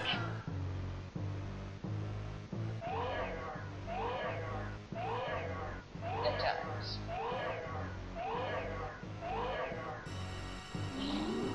So, when I was playing Super Metroid just the other week, like days after my birthday, is that I actually mastered to do the Mock Ball glitch, and that glitch, not fun to do.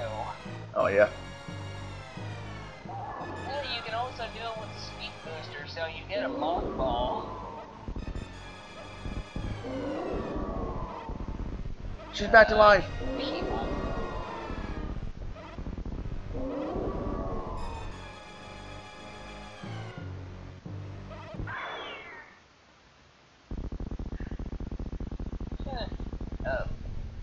Oh, you done did it now. Haven't She done did it now. Here's Rambo Samus. Samus has now gone into hyper mode. Yeah, Rainbow Samus. Yep. The killer beam is called the bar, and then basically when you get it legitly, it is called the hyper beam, and that's when you go, ah shit, Samus just went Super Saiyan. That'd be disappointing. You still die right here. Say that again, Ron? That'd be disappointing if you still die right here. Yeah, like, damn it, I died. It's like losing a glass show. You have to do that on purpose. Yeah, you have to do that purposely. Yeah.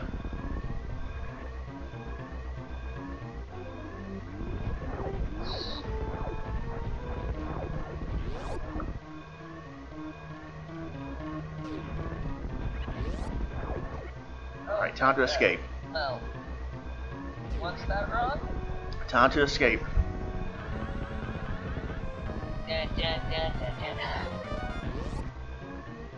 dun. Pretty good theme music, even though they repeat Ridley's theme as a different tune, or Yeah. different notes, or synthesized it differently.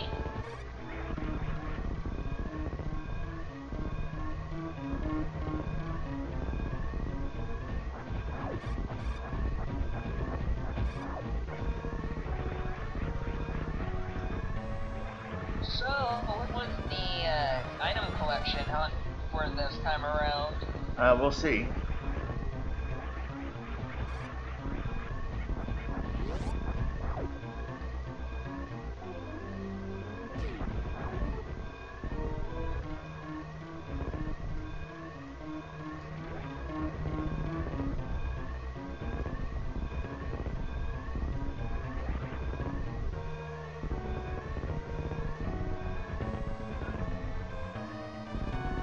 Kind of reminds me about Star Fox. This is a more epic escape. Sorry, I was gonna say this is more epic escape scene or escape rather than regular Metroid. Yeah. This time there's a lot more detail in order to escape. Yeah. And of course, I gotta rescue my friends.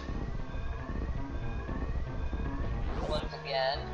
And I figured this out on my own. I was like, what if I go down to this door down here? Could I go in this door down here and see what happens? And sure enough, I did. Oh, cool. And then just standing there waiting, and I realized, you know, I shot at them to see what they would do. And then I shot the thing open for them so they can escape. And one of the aliens looks back, like, as she was saying thank you, and then leaves. Yeah, the Anacones and Dachoris. That's what their Pretty names are. interesting alien creatures. Huh. Yeah, Anacones and Dachoris.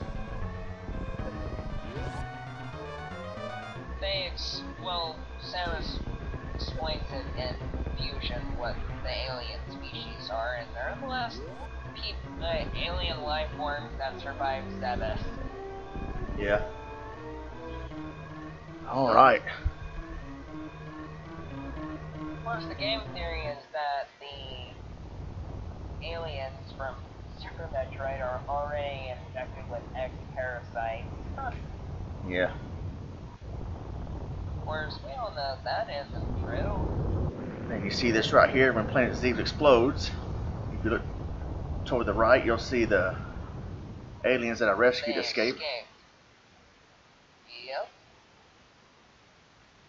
It's funny how they put that secret in there with the first room when you fight the first.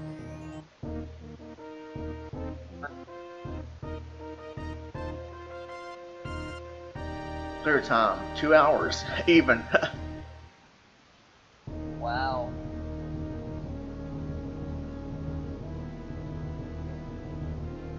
Of course, this has been going on for 3 hours, so the time is wrong. The in-game time is wrong.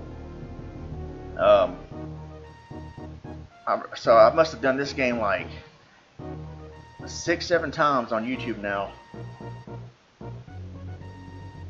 Which, that's a pretty good feat, that's pretty dedicated to Super Metroid.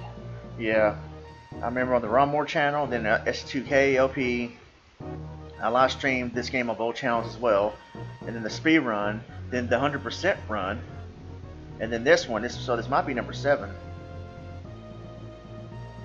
Sounds about right. Yeah, the speed run was, I mean, the 100% run was about 5 hours long, and I had help with that. People in the chat room helping me because I forgot I was missing one weapon, one missile. Jamie was in the chat room too, and some people I didn't know was in there helping me out, and finally got it done like in 5 hours or so. That was kind of exhausting, but worth it. Yeah. Of course, I'm not sure if I should do the Justin Bailey Super Metroid hack, just where it picks. That'd be pretty cool. Yeah, it'd be different for a change if I can speedrun that. Yeah. Yeah. Of course, I'm not. If I say I died at Phantom, then that's probably a problem if I'm going to die a lot. Yeah. You should speedrun what's it called, Hong Kong 97. Is that game any good? Oh, you never heard of it?